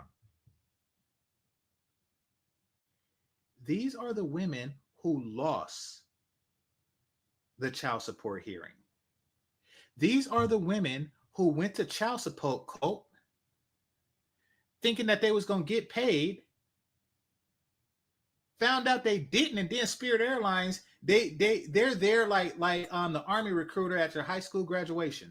They just there. They are there at child support court, like, you know, oh, so you didn't get paid off of getting laid. Give us a try. That's where they recruit these bitches. They got the most fucked up attitude in the universe. And why in the fuck are you there? Why in the fuck are you there? You fucking flight attendant, you fucking Spirit ghetto flight attendant bitch you. You're not giving me food. Oh, y'all think that they serve food. Like American Airlines, they give me a cookie and some pretzels and a beverage. Y'all think that they're there for that. No, they don't do that. They don't give you a banana. They don't give you shit. They're just there. They're just there, walking up and down the aisles looking for something to bitch about. They're just there. They don't give you food. They're just there being asshole bitch whores. It's the worst. God damn. That was almost 10 years ago. That was almost... So I go to like Cheapo Air or Expedia and stuff, and I look for flights. And I always put not Spirit, because they come up first, like on the cheapest one. Not Spirit. I don't care. I don't care if you could get me to Brazil for $5.85. I am not fucking with you. I am not fucking flying Spirit Airlines.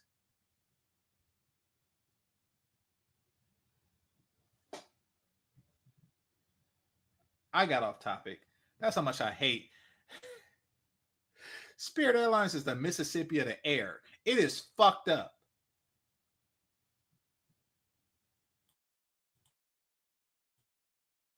Because they lost interest.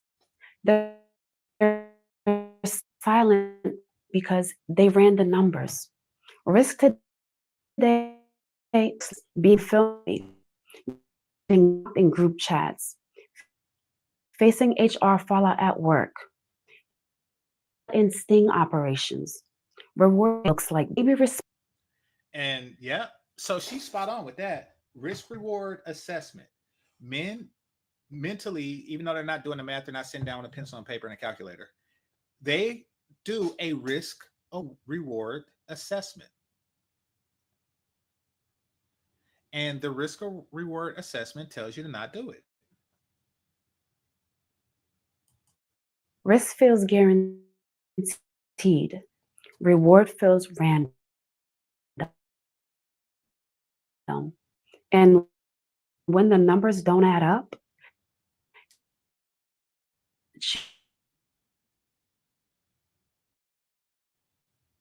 expected. Now we're here,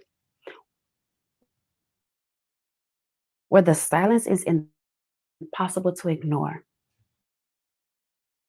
Women post videos saying, I dressed up, I smiled, nothing. We made eye contact and he never came over. Nobody flirts anymore. Here's the irony. Not that long ago, the same women brushed off attention.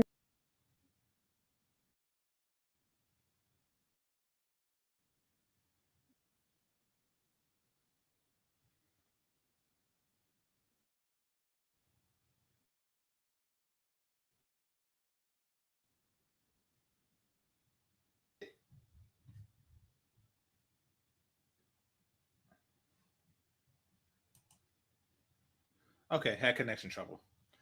Granted, it is validation, but how many times do you have to be told that men are willing to fuck you?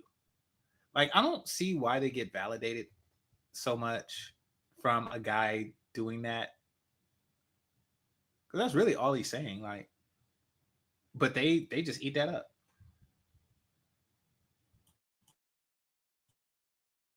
The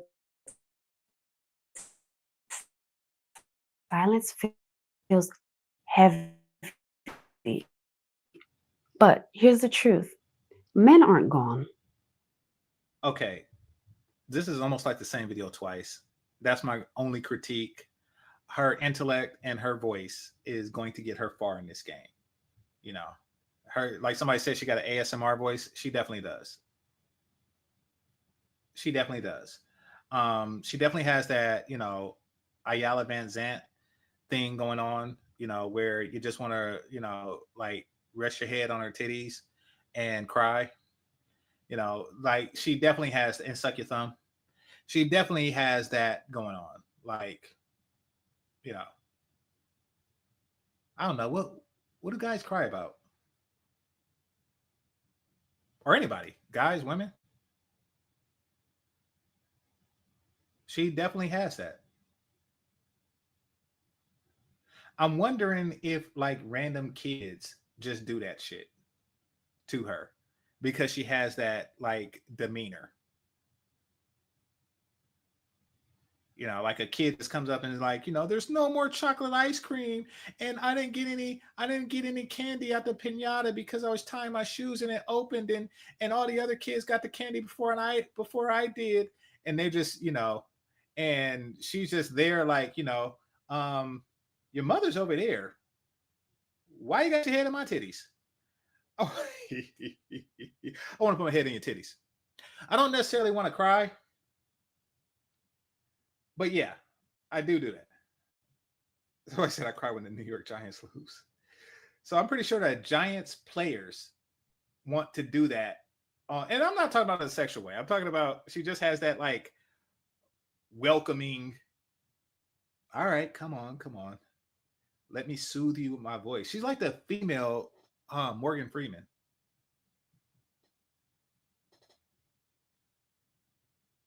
Or what dude say on TED? I want to blanket my bed with your voice. She's like the female version of that.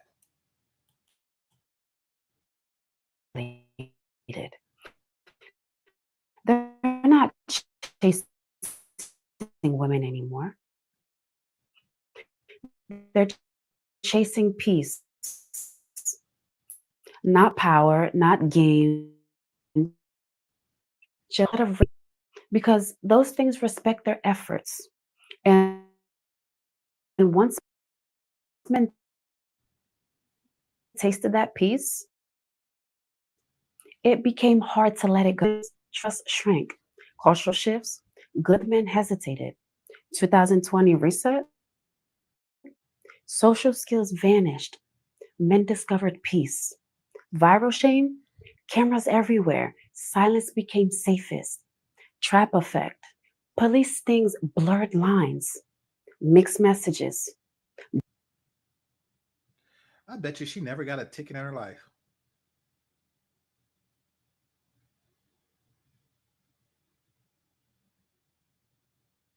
I bet you she never went on a job interview where she didn't get the job.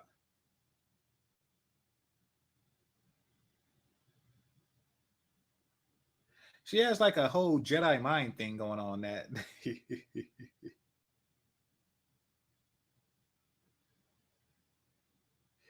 Like officer pulls her over, is like, oh, officer, I know that I was speeding, but the truth of the matter is that I lost focus because I was in such a rush. You see, my job is, like, oh, never mind. I understand. You want me to just follow you with sirens so you can get to your job quicker? Like, she has that voice. It's the voice. Don't approach flipped into why doesn't anyone approach? New math is great suit. So the only question left is what happens next to women? If you want approaches back, clarity matters. Something behave secretly. The behavior that you secretly want. Once again, I think that the women don't even realize that because they're lying so much that they don't want it. And the reason why they're lying that they don't want it is to say that they have it. Like they can't broadcast how much they like the attention because then they look like attention whores. So they broadcast how much they dislike the attention, but they still want to broadcast that they get the attention. So that's the lie. The problem is that they start believing it themselves.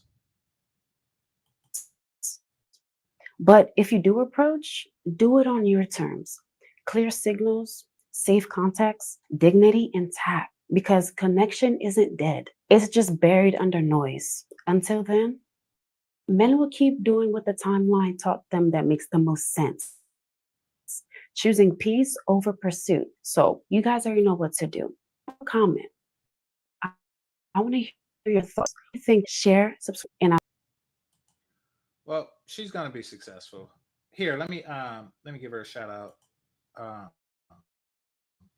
Her name, well, it's in the title. It's Remi Rene, and let me see if I could. Let me put the link to her stuff in the chat room before I head out here.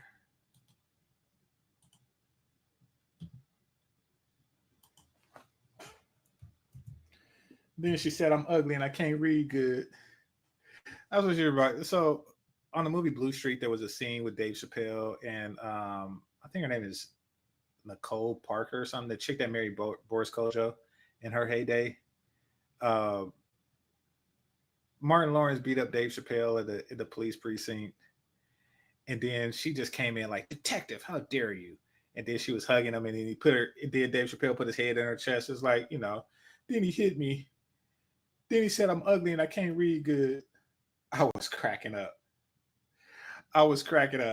He just wanted that comfort. Some people just have that comfort and demeanor. And I guess that was like her role in the movie.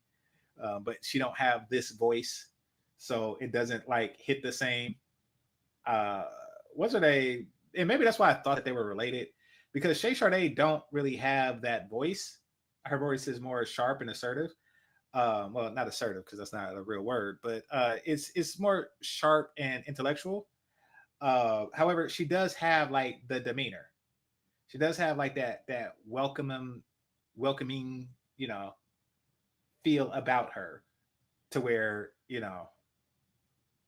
don't know. I think people just like tell her secrets that